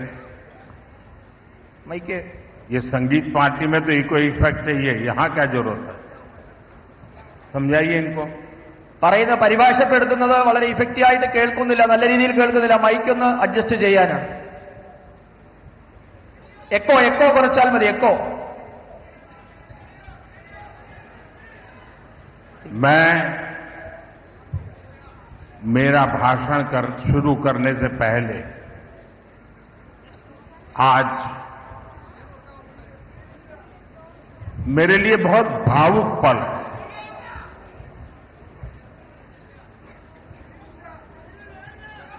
लाखों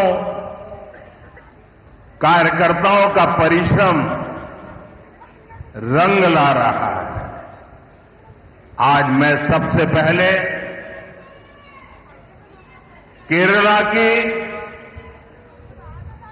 तिरुअनंतपुरम की जनता को,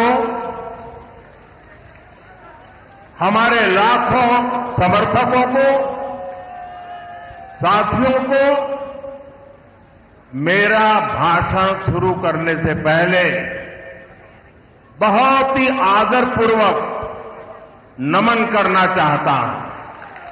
ഇന്ന് ഈ തിരുവനന്തപുരത്തെ ലക്ഷക്കണക്കിന് പ്രവർത്തകരുടെ ഏറെക്കാലത്തെ പ്രയത്നം നിറമണിഞ്ഞിരിക്കുകയാണ്. ഞാൻ എന്റെ പ്രസംഗം തുടങ്ങുന്നതിന് മുൻപ് തിരുവനന്തപുരത്തെ ജനങ്ങൾക്ക്, ലക്ഷക്കണക്കിന് വരുന്ന ഭാരതീയ ജനതാ പാർട്ടിയുടെ പ്രവർത്തകർക്ക് എല്ലാവർക്കും ഏറെ ആദരപൂർവ്വം ഞാൻ നിങ്ങൾക്ക് എല്ലാവർക്കും എന്റെ സാദര നമസ്കാരം അർപ്പിക്കുന്നു.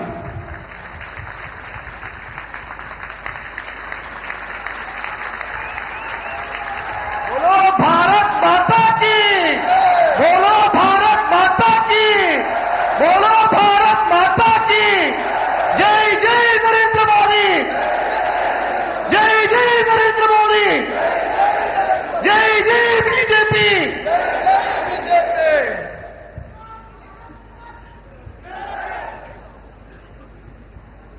एंडे सुहृदगणे,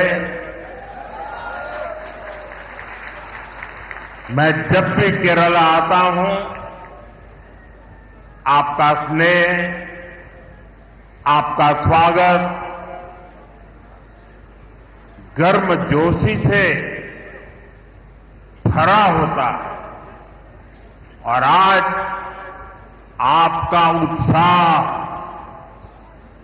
और भी स्पेशल है। आज मुझे यहां एक नई ऊर्जा दिख रही है। आज मुझे यहां एक नई होप दिख रही है। आपका ये जोश, ये विश्वास दिलाता है कि अब केरला में परिवर्तन होकर रहेगा। സുഹൃത്തുക്കളെ, और साथियों,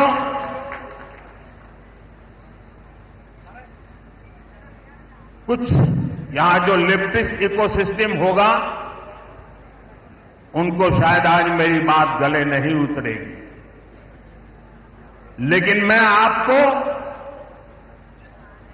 बड़ी मजबूती के साथ, तथ्य और तर्क के साथ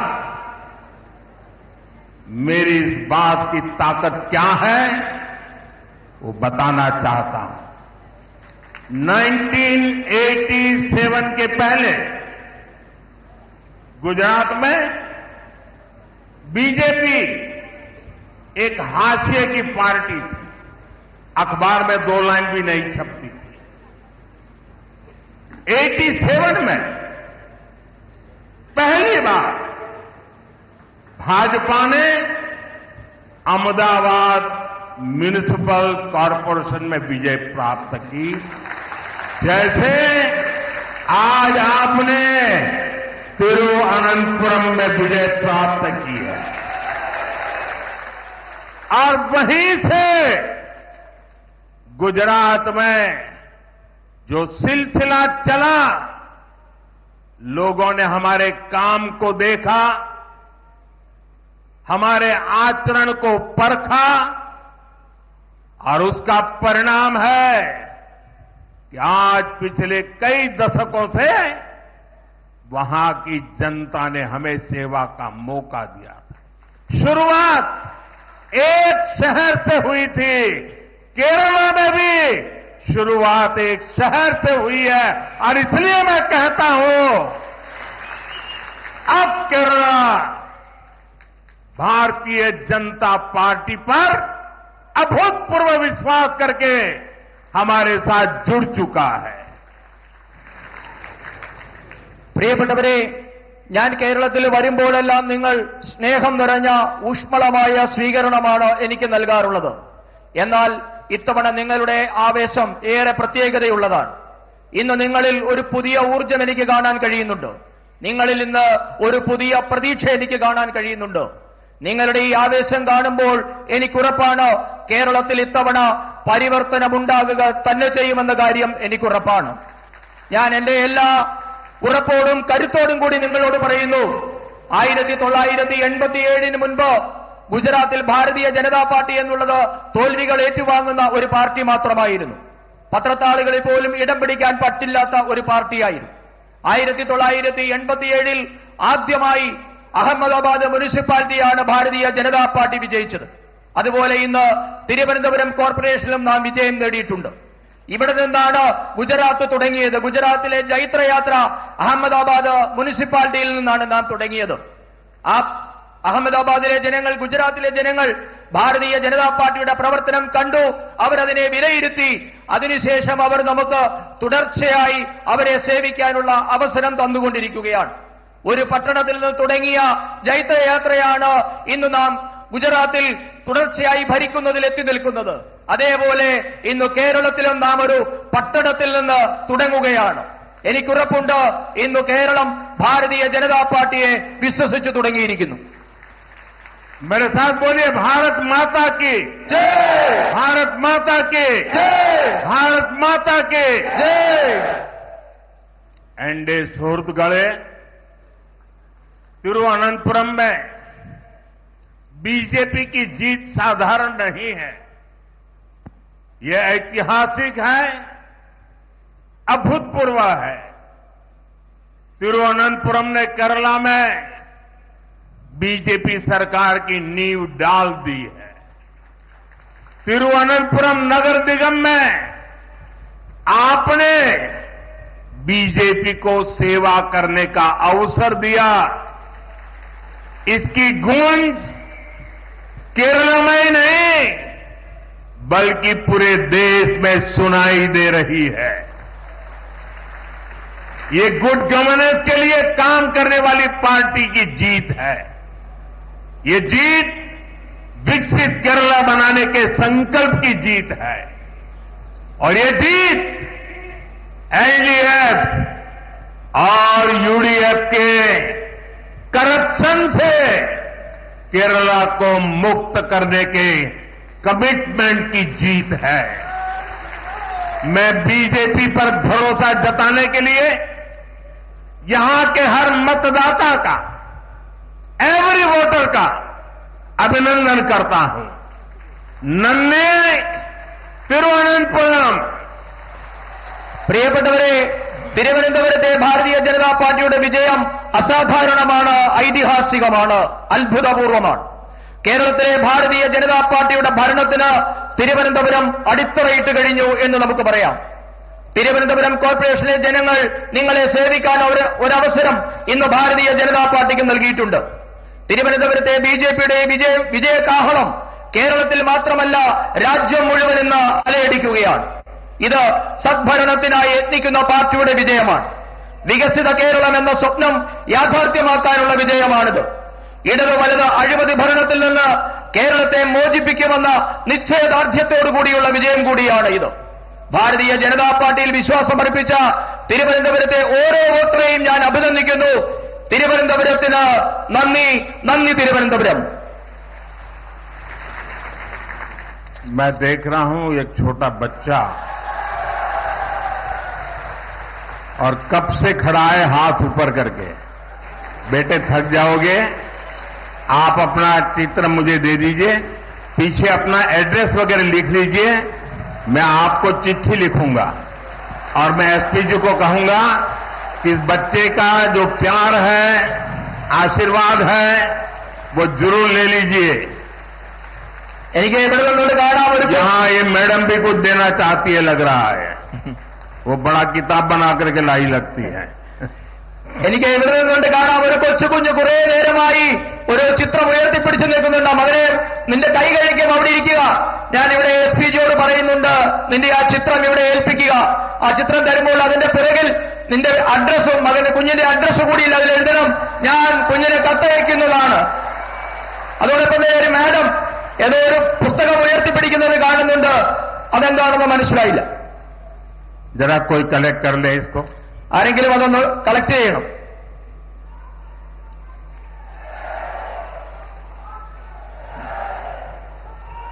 मैं जानता हूं, मैं देश भर में जहां भी जाता हूं, बहुत से युवा, बहुत से बालक अपनी भावना प्रकट करते हैं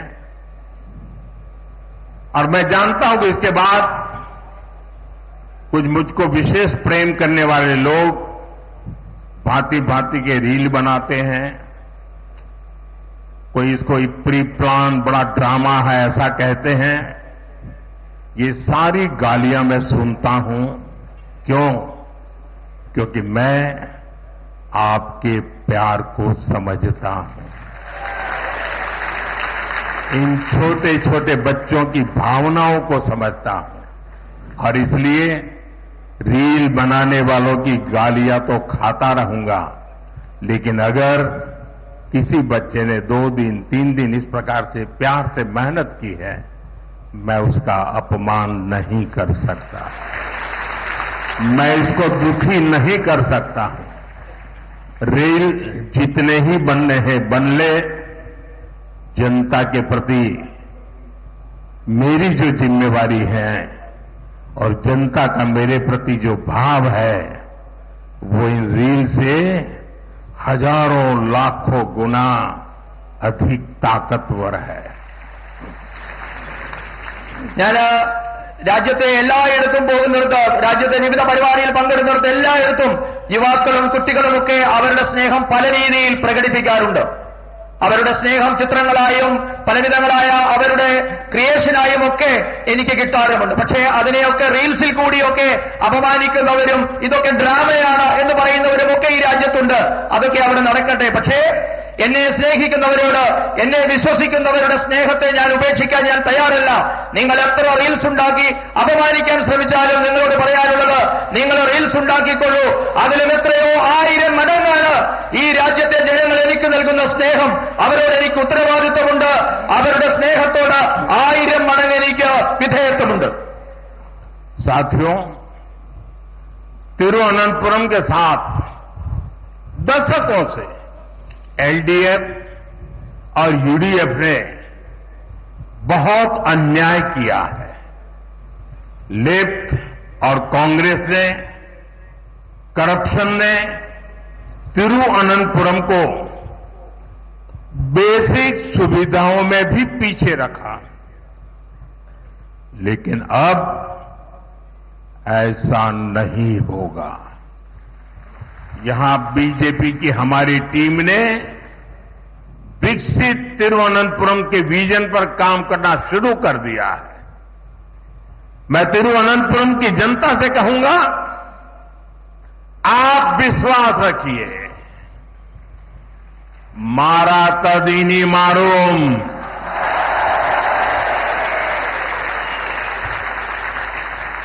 जो अब तक नहीं बदला वो अब बदलेगा. तिरुवनंतपुरम पूरे देश के लिए एक मॉडल सिटी बनेगा. I extend my full support to make Tiruvananthapuram one of the best cities of India. പ്രിയപ്പെട്ടവരെ, കഴിഞ്ഞ 7 പതിറ്റാണ്ടായി ഇടത് വലത് മുന്നണികൾ തിരുവനന്തപുരത്തോട് അനീതിയാണ് ചെയ്തുകൊണ്ടിരിക്കുന്നത്. ഇവരുടെ അഴിമതി മൂലം തിരുവനന്തപുരം അടിസ്ഥാന സൗകര്യ മേഖലയിൽ പോലും പിന്നാക്കം പോയി. എന്നാൽ ഇനി മുതൽ അങ്ങനെയാവില്ല. വികസിത തിരുവനന്തപുരം എന്ന സ്വപ്നം സാക്ഷാത്കരിക്കാൻ ഭാരതീയ ജനതാ പാർട്ടി പരിശ്രമം തുടങ്ങിക്കഴിഞ്ഞിരിക്കുന്നു. തിരുവനന്തപുരത്തെ ജനങ്ങളോട് ഞാൻ പറയുന്നു, നിങ്ങൾക്ക് വിശ്വസിക്കാം, മാറാത്തത് ഇനി മാറും. ഇതുവരെ മാറാത്തത് എന്തായിരുന്നു, അത് മാറി തുടങ്ങിയിട്ടുണ്ട്. മുഴുവൻ രാജ്യത്തിനും മാതൃകയായി തിരുവനന്തപുരം ഇനി മാറുമെന്ന് നിങ്ങൾക്ക് വിശ്വസിക്കാം. രാജ്യത്തെ തന്നെ ഏറ്റവും മികച്ച നഗരമാകാനുള്ള തിരുവനന്തപുരത്തിന്റെ പരിശ്രമത്തിന് ഞാൻ എല്ലാ പിന്തുണയും വാഗ്ദാനം ചെയ്യുന്നു. एनडीए शोरुत गढ़े आने वाले चुनाव केरला की दशा और दिशा को बदलने का चुनाव है.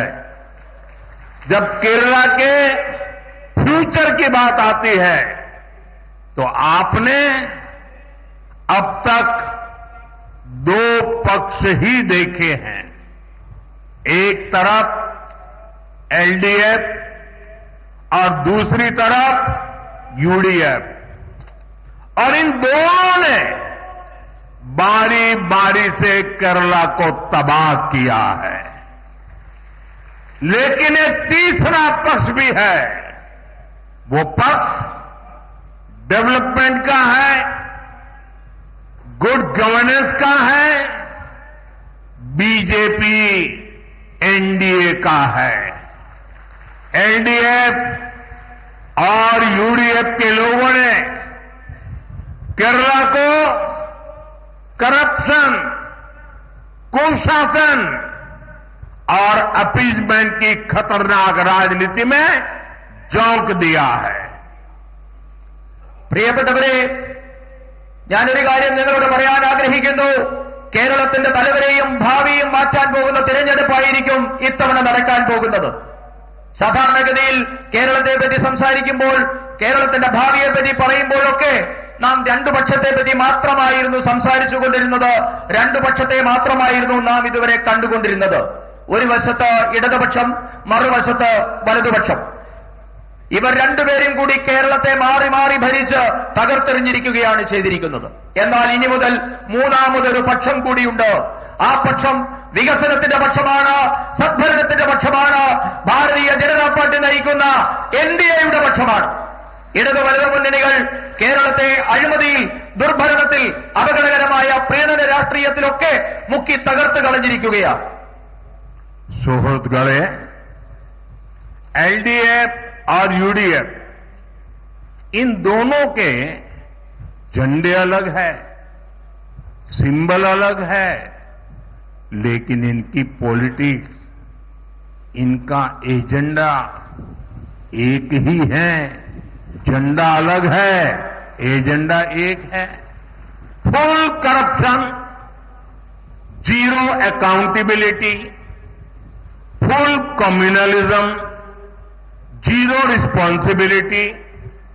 एलडीएफ और यूडीएफ को पता है कि 5 या 10 साल बाद उन्हें ही मौका मिलता है.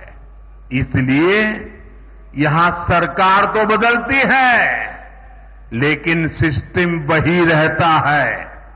अब आपको सही मायने में नई सरकार बनानी है. केरला के लिए प्रो पीपल, प्रो डेवलपमेंट सरकार बनानी है.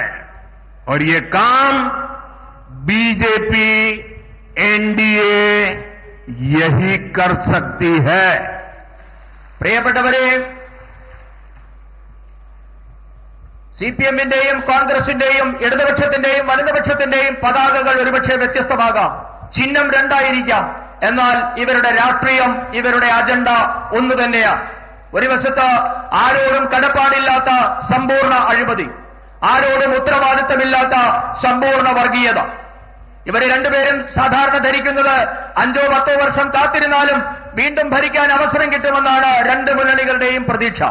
അതുകൊണ്ടാണ് നാളിതുവരെ നമ്മുടെ സംസ്ഥാനത്ത് ഭരണം മാറിയെങ്കിലും സംവിധാനം ഒന്നു തന്നെയായി ഇവിടെ നിലനിൽക്കുന്നത്. ഇനിയാണ് യഥാർത്ഥ അർത്ഥത്തിൽ ഒരു പുതിയ സർക്കാർ ഇവിടെ ഉണ്ടാകേണ്ടിയിരിക്കുന്നു. ജനങ്ങൾക്കായുള്ള ഒരു സർക്കാർ, വികസനത്തിന് വേണ്ടി നിലകൊള്ളുന്ന ഒരു സർക്കാർ ഇനി ഉണ്ടാകേണ്ടിയിരിക്കുന്നു. ആ ദൗത്യം ഭാരതീയ ജനതാ പാർട്ടി, ജനങ്ങൾക്ക് വേണ്ടിയുള്ള സർക്കാർ എന്ന ദൗത്യം ഭാരതീയ ജനതാ പാർട്ടി നിറവേറ്റുക തന്നെ ചെയ്യും. एलडीएफ और यूडीएफ, उनके जो यहां इकोसिस्टम है, जिन्होंने आंखों पे पटरी बांध करके बैठे हुए हैं, मेरी बात सुन लीजिए और थोड़ा दिमाग खोल करके सोचिए. आप देखते हैं केरला में ज्यादातर 5 साल एलडीएफ, फिर 5 साल यूडीएफ, 5 साल यानी वही आते जाते रहते हैं. आप मुझे बताइए, ऐसा क्या हुआ कि त्रिपुरा में 30 साल से ये लेफ्ट वालों की सरकार चल रही थी और उसके बाद वहां की जनता ने तंग आकर के, थक करके बीजेपी को मौका दिया और आज दोबारा वहां बीजेपी की सरकार चल रही है और वहां एलडीएफ का नामो निशान नहीं बचा है, लेफ्ट का नामो निशान नहीं बचा. कारण ये जो मिली भगत थी, बीजेपी के आने के बाद वो मिली भगत खत्म हो गई. बंगाल देखिए,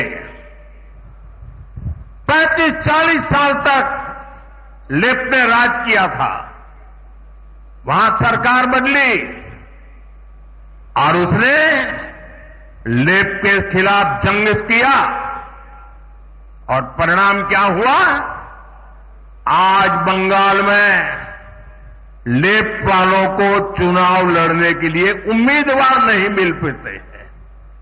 लेकिन केरल में ऐसा नहीं होता है, इसलिए क्योंकि दोनों की मिलीभगत है.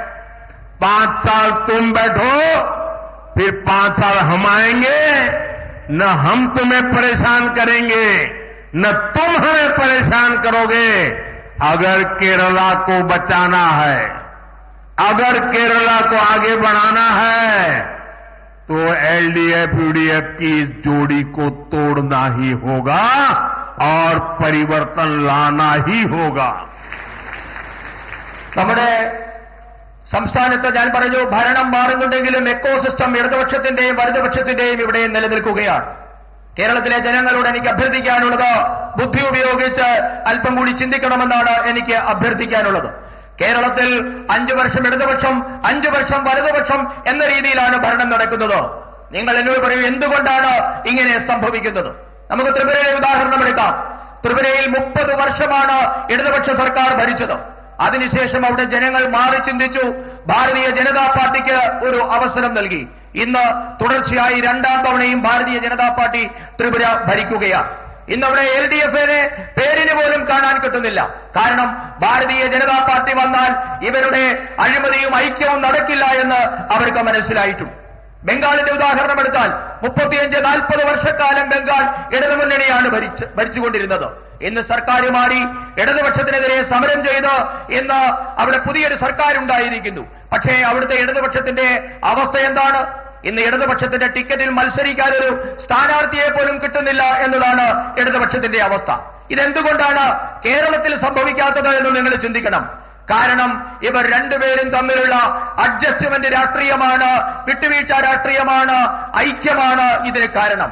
ഞാൻ നിങ്ങളോട് പറയുന്നു, കേരളത്തെ രക്ഷിക്കണമെങ്കിൽ, കേരളം രക്ഷപ്പെടണമെങ്കിൽ ഈ ഇടതു വലതു മുന്നണിയുടെ കൂട്ടുകക്ഷി ഭരണം, ഇവരുടെ ഐക്യത്തോടു കൂടിയുള്ള അഡ്ജസ്റ്റ്മെന്റ് ഭരണം അവസാനിപ്പിക്കണം. കാരണം ഒരാൾ പറയുന്നു, ഞാൻ ഭരണത്തിൽ വന്നാൽ നിങ്ങളെ ബുദ്ധിമുട്ടിക്കില്ല, നിങ്ങൾ ഭരണത്തിൽ വന്നാൽ ഞങ്ങളെയും ബുദ്ധിമുട്ടിക്കരുത് എന്ന തരത്തിലുള്ള അഡ്ജസ്റ്റ്മെന്റ് ഭരണം അവസാനിപ്പിച്ചെങ്കിൽ മാത്രമേ കേരളം മുൻപോട്ടേക്ക് പോവുകയുള്ളൂ, കേരളം രക്ഷപ്പെടുകയുള്ളൂ.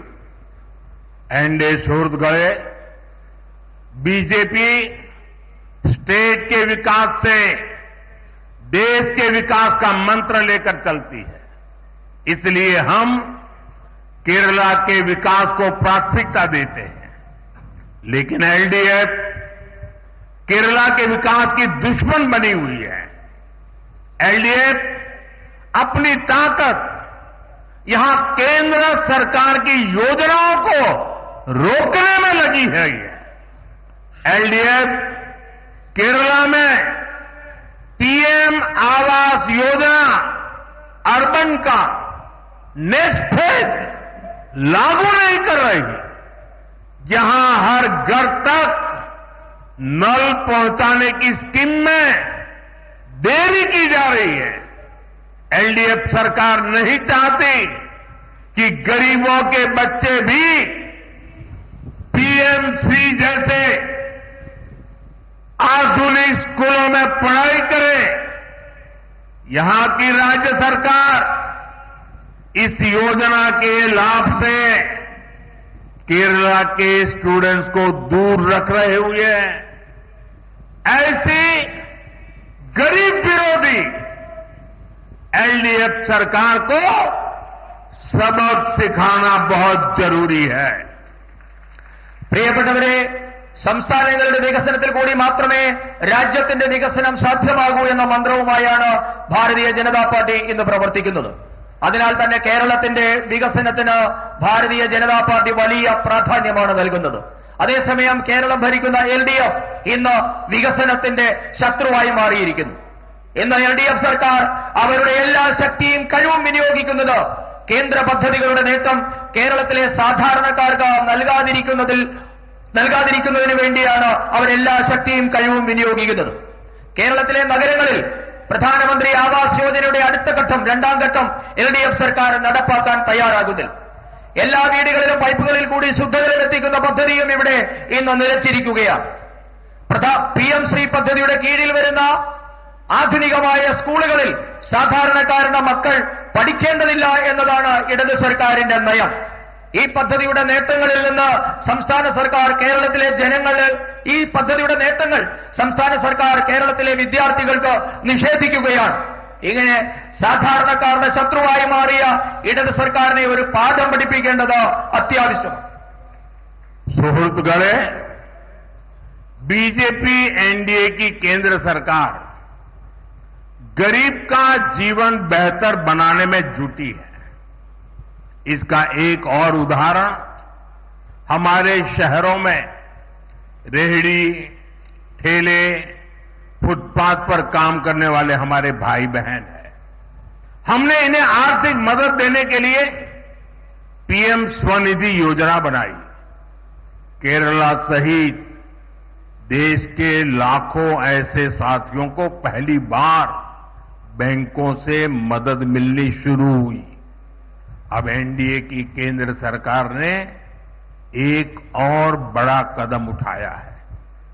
अब स्ट्रीट वेंडर्स को भी बीजेपी सरकार स्वनिधि क्रेडिट कार्ड देगी और इसकी शुरुआत देश भर के लोगों के लिए शुरुआत आज मैंने यहां केरला की धरती से शुरू किया है।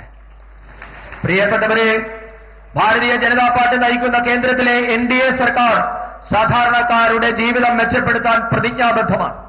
ഇതിന് ഏറ്റവും ഒടുവിലത്തെ ഉദാഹരണമാണ് നമ്മുടെ തെരുവ് കച്ചവടക്കാർ, തട്ടുകടക്കാർ, വഴിയോര കച്ചവടക്കാർ എന്നിവർക്കായി കേന്ദ്ര സർക്കാർ നടപ്പാക്കുന്ന വിവിധ പദ്ധതികൾ. ഈ വിഭാഗത്തിൽപ്പെട്ട ദുർബലരായ മനുഷ്യരെ സാമ്പത്തികമായി സഹായിക്കാൻ വേണ്ടി നാം പ്രധാനമന്ത്രി സ്വനിധി പദ്ധതി നടപ്പാക്കിയിട്ടുണ്ട്. കേരളം ഉൾപ്പെടെയുള്ള നാടുകളിലെ ലക്ഷക്കണക്കിന് പാവപ്പെട്ട മനുഷ്യർക്കാണ് ഈ പദ്ധതി മൂലം പ്രയോജനം കിട്ടുന്നത്. ലക്ഷക്കണക്കിന് സാധാരണക്കാർക്ക് പിഎം സ്വനിധി പദ്ധതി വന്നതുമൂലം ബാങ്കുകളിൽ നിന്ന് ആദ്യമായി സഹായം കിട്ടാൻ തുടങ്ങിയിരിക്കുന്നു. ഇപ്പോൾ ഈ പാവങ്ങളെ സഹായിക്കുന്നതിന് വേണ്ടി കേന്ദ്ര സർക്കാർ മറ്റൊരു സുപ്രധാന ചുവടുകൂടി ഇന്ന് വെച്ചിരിക്കുകയാണ്. തെരുവ് കച്ചവടക്കാർക്കും ക്രെഡിറ്റ് കാർഡ് കിട്ടുന്ന പദ്ധതി. ഇവിടെ രാജ്യത്തെ മുഴുവൻ തെരുവ് കച്ചവടക്കാർക്കും പ്രയോജനം കിട്ടുന്ന ഈ പദ്ധതിയുടെ രാജ്യവ്യാപകമായ ഉദ്ഘാടനം അല്പസമയം മുമ്പ് കേരളത്തിന്റെ ഈ പത്മനാഭന്റെ മണ്ണിൽ വെച്ചാണ് ഞാൻ നിർവഹിച്ചത്. एनडीए शोहरत गए 2014 से पहले दिल्ली में 10 साल तक लेफ्ट के समर्थन से कांग्रेस की सरकार चलती थी। उस दौरान केरला के किसानों या यहां के फिशरमैन के लिए ना लेफ्ट ने कुछ किया और न ही कांग्रेस ने कुछ किया। दिल्ली में सरकार में बैठे थे तब भी नहीं किया। किसानों के नाम पर जो झूठे पैकेज घोषित होते थे उसका पैसा कांग्रेस और लेफ्ट के लोगों की जेब में पहुंच जाता था। किसान का पैसा किसान को मिले, इसके लिए एनडीए की केंद्र सरकार ने पीएम किसान निधि शुरू की। इसे केरला के लाखों किसानों के अकाउंट में 13,000 करोड़ 13,000 करोड़ रुपए सीधे मेरे केरल के किसान भाई बहनों के खाते में जमा हुए हैं। एलडीएफ और यूडीएफ के लोग चाहकर भी इस पैसों को लूट नहीं सकते। പ്രിയപ്പെട്ടവരെ, 2014 മുൻപുള്ള 10 വർഷക്കാലം ഇടതുപക്ഷത്തിന്റെ പിന്തുണയുള്ള കോൺഗ്രസ് സർക്കാരായിരുന്നു കേന്ദ്രം ഭരിച്ചിരുന്നത്. ഈ കാലയളവിൽ കേരളത്തിലെ സാധാരണക്കാരായ കർഷകർക്കോ മത്സ്യത്തൊഴിലാളികൾക്കോ പ്രയോജനം കിട്ടുന്ന ഒരു കാര്യവും ഇടതുപക്ഷത്തിനോ സിപിഐഎമ്മിനോ കോൺഗ്രസിനോ അക്കാലത്ത് ചെയ്യാൻ സാധിച്ചിട്ടില്ല. സർക്കാരിൽ ഇരുന്നപ്പോഴും ചെയ്തിട്ടില്ല, പിന്തുണ കൊടുക്കുന്ന കാലഘട്ടത്തിലും ചെയ്തിട്ടില്ല. കർഷകരുടെ പേരിൽ വ്യാജ വാഗ്ദാനങ്ങളും പാക്കേജുകളും മാത്രമായിരുന്നു അക്കാലത്ത് പ്രഖ്യാപിക്കപ്പെട്ടത്. കർഷകരുടെ പേരിൽ പ്രഖ്യാപിക്കപ്പെട്ട പദ്ധതികളുടെ മുഴുവൻ പണവും ഇടതു വലതു നേതാക്കളുടെ പോക്കറ്റിലേക്കാണ് അക്കാലത്ത് പോയിക്കൊണ്ടിരിക്കുന്നത്. എന്നാൽ കർഷകരുടെ പണം അവർക്ക് തന്നെ കിട്ടണമെന്ന ഭാരതീയ ജനതാ പാർട്ടിയുടെ നിശ്ചയദാർഢ്യത്തെ തുടർന്ന് എൻഡിഎ സർക്കാർ രാജ്യത്തെ കർഷകർക്കായി കിസാൻ സമ്മാൻ നിധിയാണ് ഇന്ന് നടപ്പാക്കിയിട്ടുള്ളത്.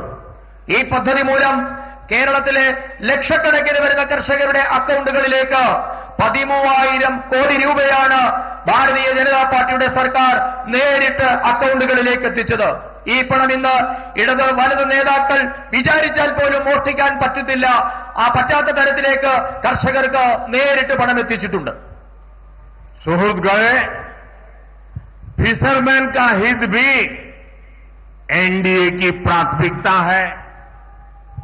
पीएम मत्स्य संपदा स्कीम के तहत केरला को 1400 करोड़ रुपए की मदद मिली है। ये बीजेपी की केंद्र सरकार ही है जिसने फिशरीज के लिए अलग मंत्रालय बनाया है। पहली बार फिशरमैन के लिए भी किसान क्रेडिट कार्ड का बेनिफिट दिया है। हमने फिशरमैन के लिए 5 लाख तक के इंश्योरेंस की सुरक्षा भी दी है। डीप सी फिशिंग के लिए नावों के आधुनिकीकरण के लिए മദത് दी है। സുഹൃത്തുക്കളെ, മത്സ്യത്തൊഴിലാളികളുടെ ക്ഷേമമെന്നുള്ളത് എൻഡിഎയുടെ പ്രഥമ പരിഗണനയാണ്. പ്രധാനമന്ത്രി മത്സ്യസമ്പദാ യോജന വഴി കേരളത്തിന് 14,000 കോടി രൂപയാണ് കേന്ദ്ര സർക്കാർ നൽകിയത്. മത്സ്യബന്ധനത്തിന്റെ കാര്യങ്ങൾ നോക്കുന്നതിന് വേണ്ടി ഒരു പ്രത്യേക മന്ത്രാലയം രൂപീകരിച്ചതും ഭാരതീയ ജനതാ പാർട്ടി നയിക്കുന്ന കേന്ദ്ര സർക്കാരാണ്. രാജ്യത്താദ്യമായി കിസാൻ ക്രെഡിറ്റ് കാർഡിന്റെ പ്രയോജനം മത്സ്യത്തൊഴിലാളികൾക്ക് നൽകിയതും ഭാരതീയ ജനതാ പാർട്ടിയുടെ സർക്കാരാണ്. മത്സ്യത്തൊഴിലാളികൾക്ക് 5 ലക്ഷം രൂപയുടെ ഇൻഷുറൻസ് ആണ് കേന്ദ്ര സർക്കാർ ഏർപ്പെടുത്തിയിട്ടുള്ളത്. ആഴക്കടൽ മത്സ്യബന്ധനത്തിന് പോകുന്ന വലിയ ബോട്ടുകളുടെ നവീകരണത്തിനും കേന്ദ്ര സർക്കാർ ഇന്ന് സഹായം നൽകുന്നുണ്ട്. अंडे सुहृद गए केरला को विकसित बनाने में हमारी युवा शक्ति की बहुत बड़ी भूमिका है, लेकिन कांग्रेस ने यहां की युवा शक्ति के साथ हमेशा धोखा किया। एनडीए के पास केरला के यूथ के लिए रोजगार के अवसर बनाने का रोडमैप है। आज पूरी दुनिया आत्मनिर्भर भारत अभियान में अपने लिए अवसर देख रही है। इसलिए गल्फ हो, यूरोप हो, दुनिया के अनेक देशों के साथ भारत बड़े समझौते कर रहा है। इन समझौतों का बहुत अधिक लाभ केरल को मिल सकता है, लेकिन इसके लिए यहां बीजेपी की डबल इंजन सरकार होना बहुत जरूरी है। പ്രിയപ്പെട്ടവരെ, കേരളത്തിന്റെ വികസനത്തിൽ യുവാക്കളുടെ പങ്ക് വളരെ വലുതാണ്. എന്നാൽ കേരളത്തെ മാറി മാറി ഭരിച്ച 2 മുന്നണികളും കേരളത്തിലെ യുവാക്കളോട് വഞ്ചനയാണ് കാണിച്ചിട്ടുള്ളത്. കേരളത്തിലെ യുവാക്കൾക്ക് തൊഴിലവസരം സൃഷ്ടിക്കാനുള്ള കർമ്മ പദ്ധതി എൻഡിഎയുടെ പക്കലുണ്ട്. ഭാരതം നടപ്പാക്കിയ ആത്മനിർഭർ പദ്ധതിയിൽ അവസരം കിട്ടുമോ എന്ന് ഇന്ന് ലോകം മുഴുവൻ ഉറ്റുനോക്കുകയാണ്. ലോകത്തിലെ വിവിധ രാജ്യങ്ങളുമായി, അത് മധ്യേഷ്യയിലെ ഗൾഫ് രാജ്യങ്ങളാകട്ടെ, യൂറോപ്പാകട്ടെ, അവരുമായൊക്കെ നയതന്ത്ര ബന്ധങ്ങളിലൂടെ ഭാരതം ഇന്ന് വലിയ വലിയ കരാറുകളിൽ ഒപ്പിടുകയാണ്. ഈ കരാറുകളുടെ ഒക്കെ ഗുണം കേരളത്തിനും കിട്ടേണ്ടതാണ്. പക്ഷേ അത് സാധ്യമാകണമെങ്കിൽ കേരളത്തിലും ഒരു ഇരട്ട എഞ്ചിൻ സർക്കാർ ഉണ്ടാകേണ്ടത് വളരെ വളരെ അത്യാവശ്യമാണ്. सुहृदगणे, आधुनिक इंफ्रास्ट्रक्चर का निर्माण रोजगार का बहुत बड़ा माध्यम है। एलडीएफ हो या फिर कांग्रेस, ये इंफ्रास्ट्रक्चर नहीं बनाते, ये सिर्फ बड़े बड़े घोटाले करते हैं। लेकिन बीजेपी इंफ्रास्ट्रक्चर निर्माण से रोजगार निर्माण के विजन पर काम करती है। बीजेपी सरकार के प्रयासों के वजह से ही आज पूरे केरला में के रेल नेटवर्क का इलेक्ट्रिफिकेशन हो चुका है। आज यहां 3 वंदे भारत ट्रेनें चल रही है। थोड़ी देर पहले ही अनेक नई अमृत भारत एक्सप्रेस ट्रेनें भी शुरू की गई है। സുഹൃത്തുക്കളെ, ആധുനിക അടിസ്ഥാന സൗകര്യ വികസനം എന്നുള്ളത് തൊഴിൽ കിട്ടുന്നതിന് വലിയ ഘടകമാണ്. പക്ഷേ ഇടതാകട്ടെ വലുതാകട്ടെ കേരളത്തിന്റെ അടിസ്ഥാന സൗകര്യ വികസനം നടപ്പാക്കുന്നതിൽ ഒരു ശ്രദ്ധയും കാണിച്ചിട്ടില്ല. പകരം വലിയ വലിയ അഴിമതികളാണ് അവർ ചെയ്തുകൊണ്ടിരുന്നത്. എന്നാൽ ഭാരതീയ ജനതാ പാർട്ടി ആകട്ടെ അടിസ്ഥാന സൗകര്യ നിർമ്മാണത്തിലൂടെ ലക്ഷക്കണക്കിന് തൊഴിലവസരങ്ങളാണ് സൃഷ്ടിക്കുന്നത്. ഭാരതീയ ജനതാ പാർട്ടി നയിക്കുന്ന കേന്ദ്ര സർക്കാരിന്റെ ഈ നയം കാരണം ഇന്ന് കേരളത്തിലെ എല്ലാ റെയിൽവേ ലൈനുകളും വൈദ്യുതീകരിക്കപ്പെട്ടിട്ടുണ്ട്. ഇന്ന് 3 വന്ദേ ഭാരത് ട്രെയിനുകൾ കേരളത്തിൽ കൂടി ഓടുന്നുണ്ട്. അല്പസമയം മുൻപ് നിരവധി അമൃത ഭാരത് ട്രെയിനുകളാണ് കേരളത്തിൽ കൂടി ഓടുന്നതിന് തുടക്കം കുറിച്ചിട്ടുള്ളത്. एनडीए सुहृद गए इंफ्रास्ट्रक्चर से केरला में व्यापार और रोजगार कैसे बढ़ेगा, इसका एक बड़ा उदाहरण विजिंजम पोर्ट है. जब मुझे इस पोर्ट का लोकार्पण करने का अवसर मिला, उसके 6 मंथ्स में ही 6 महीने में ही करीब 150 वेसल्स और 3 लाख कंटेनर्स को इस पोर्ट पर हैंडल किया गया है. यानी ज्यादा लोगों को रोजगार मिला है और केरला की ट्रेड कैपेसिटी को भी मजबूती मिली है.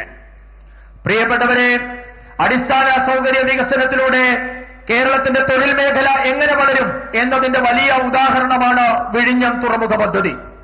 എനിക്കാണ് വിഴിഞ്ഞം തുറമുഖ പദ്ധതി രാഷ്ട്രത്തിന് സമർപ്പിക്കാനുള്ള അവസരം കിട്ടിയത്. രാഷ്ട്രത്തിന് വിഴിഞ്ഞം സമർപ്പിച്ചത് 6 മാസത്തിന് ശേഷം വിഴിഞ്ഞത്ത് 150ഓളം വലിയ കപ്പലുകൾ, മദർഷിപ്പുകളും 3 ലക്ഷം കണ്ടെയ്നറുകളുമാണ് വിഴിഞ്ഞം തുറമുഖം വഴി കൈകാര്യം ചെയ്യപ്പെട്ടത്. കൂടുതൽ ആൾക്കാർക്ക് തൊഴിൽ കിട്ടുന്നതോടെ കേരളത്തിന്റെ വ്യാപാര രംഗത്തിന് വലിയ കരുത്തുണ്ടാകും. एनडीए सुहृद गए करप्शन ने केरला के डेवलपमेंट पर ब्रेक लगा दी है. एलडीएफ के राज में बैंकों में भी सेविंग सुरक्षित नहीं है. यहां जो कोऑपरेटिव बैंक स्कैम हुआ, इसमें गरीबों और मिडिल क्लास का पैसा लूटा गया है. किसी ने बच्चों की पढ़ाई के लिए, किसी ने बिटिया की शादी के लिए पैसे जमा कर रखा था, लेकिन लेफ्ट और कांग्रेस के लोगों ने वो भी लूट लिया. ऐसे लोगों को कड़ी सजा देना जरूरी है. आप एक बार बीजेपी को मौका दीजिए. जिसने आपको लूटा है उससे एक रुपया वसूला जाएगा. പ്രിയപ്പെട്ടവരെ, കേരളത്തിന്റെ വികസനത്തിന് തടസ്സമായി നിൽക്കുന്നത് അഴിമതിയാണ്. LDF ഭരണത്തിൽ കേരളത്തിലെ ബാങ്കുകളിലെ നിക്ഷേപം പോലും സുരക്ഷിതമല്ലാതെയായി മാറി. സഹകരണ ബാങ്കിലെ അഴിമതി മൂലം സാധാരണക്കാരുടെ പണമാണ് കൊള്ളയടിക്കപ്പെട്ടത്.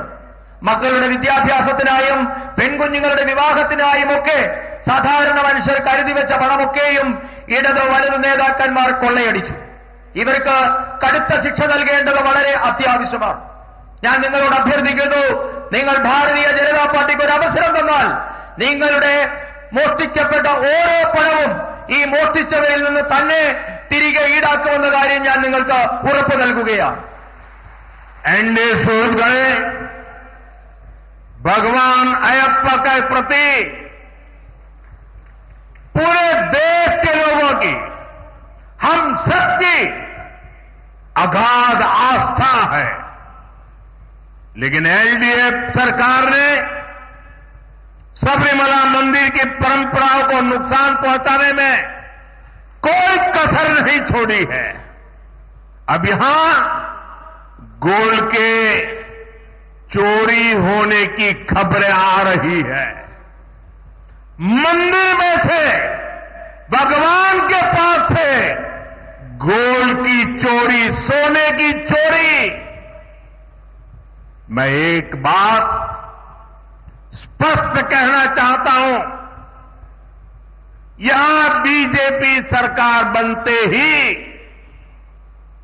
आरोपों की पूरी जांच होगी और दोषियों की जगह जेल में होगी. और ये मोदी की गारंटी है. പ്രിയപ്പെട്ടവരെ, രാജ്യം മുഴുവൻ മാത്രമല്ല, നമുക്കെല്ലാവർക്കും ഭഗവാൻ അയ്യപ്പനോട് ഈ രാജ്യം മുഴുവൻ അഗാധമായ ഭക്തിയും വിശ്വാസവുമാണുള്ളത്. എന്നാൽ ശബരിമലയുടെ മഹത്തായ പാരമ്പര്യത്തെ, വിശ്വാസത്തെ തകർക്കാൻ കിട്ടിയ ഒരവസരവും പാഴാക്കാത്തവരാണ് ഇന്ന് കേരളം ഭരിക്കുന്ന ഇടതുമുന്നണി സർക്കാർ. ഇപ്പോൾ ശബരിമലയിൽ നിന്നും സ്വർണ്ണക്കൊള്ളയുടെ വാർത്ത പുറത്തു വരികയാണ്. ഒരു കാര്യം ഞാൻ വ്യക്തമാക്കാൻ ആഗ്രഹിക്കുന്നു. ഭാരതീയ ജനതാ പാർട്ടി കേരളത്തിൽ സർക്കാർ ഉണ്ടാക്കും.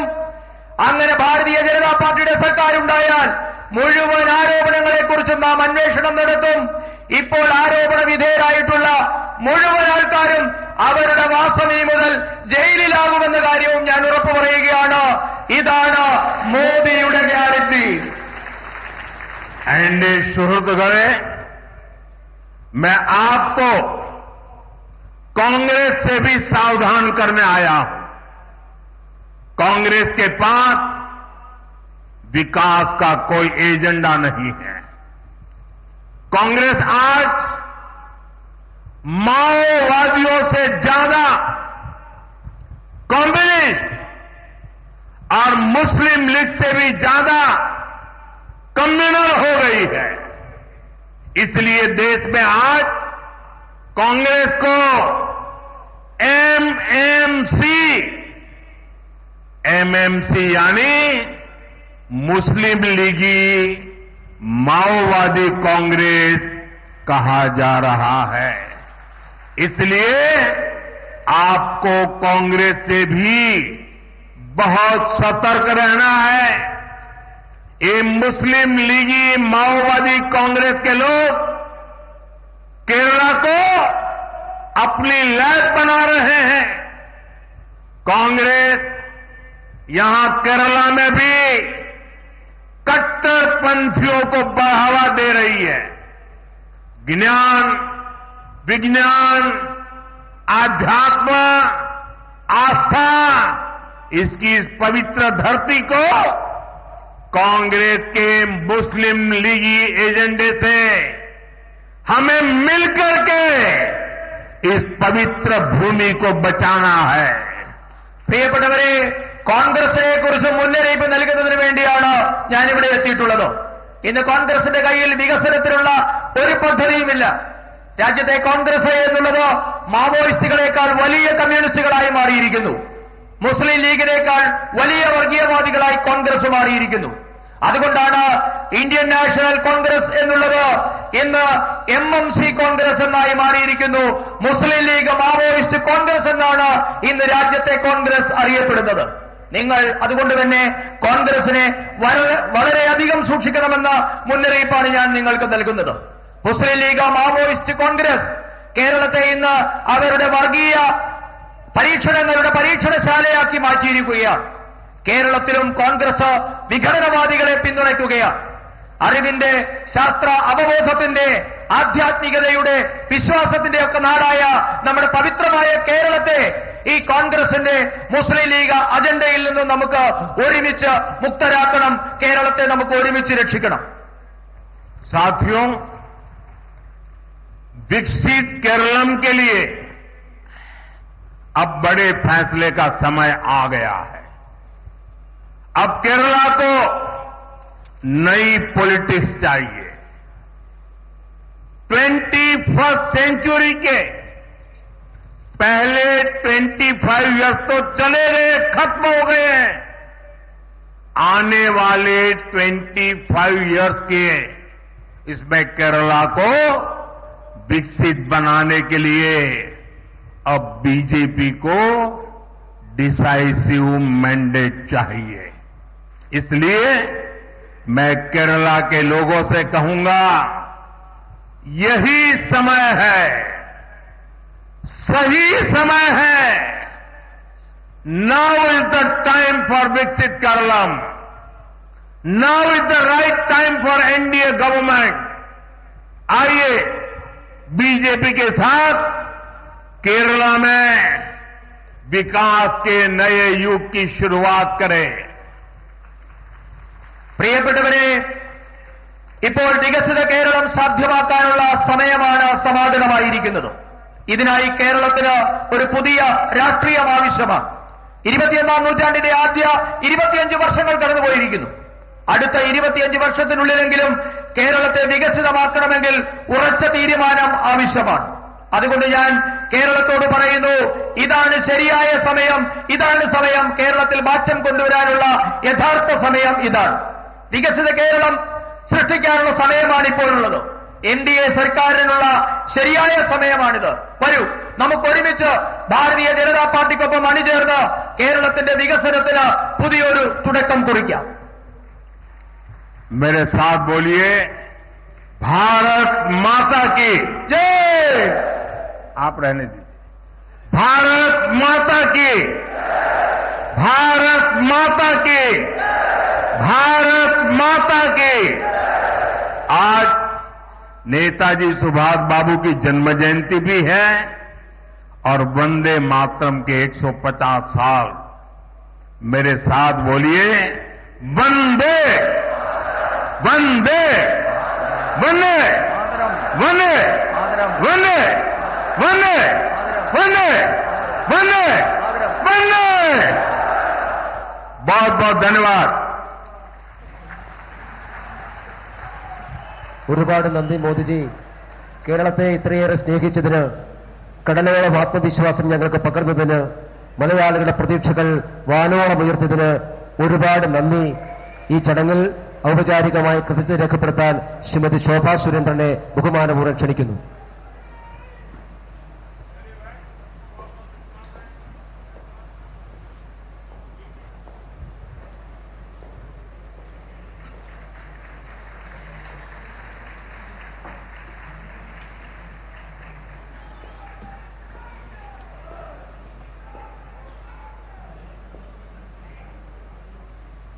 ദിഗന്ധങ്ങൾ മുഴങ്ങട്ടെ, ഭൂമി കോരിത്തരിക്കട്ടെ, ഇനിയുമുറക്കെ ഇനിയുമുറക്കെ വന്ദേ മാതരം, വന്ദേ മാതരം, വന്ദേ വന്ദേ വന്ദേ മാതരം.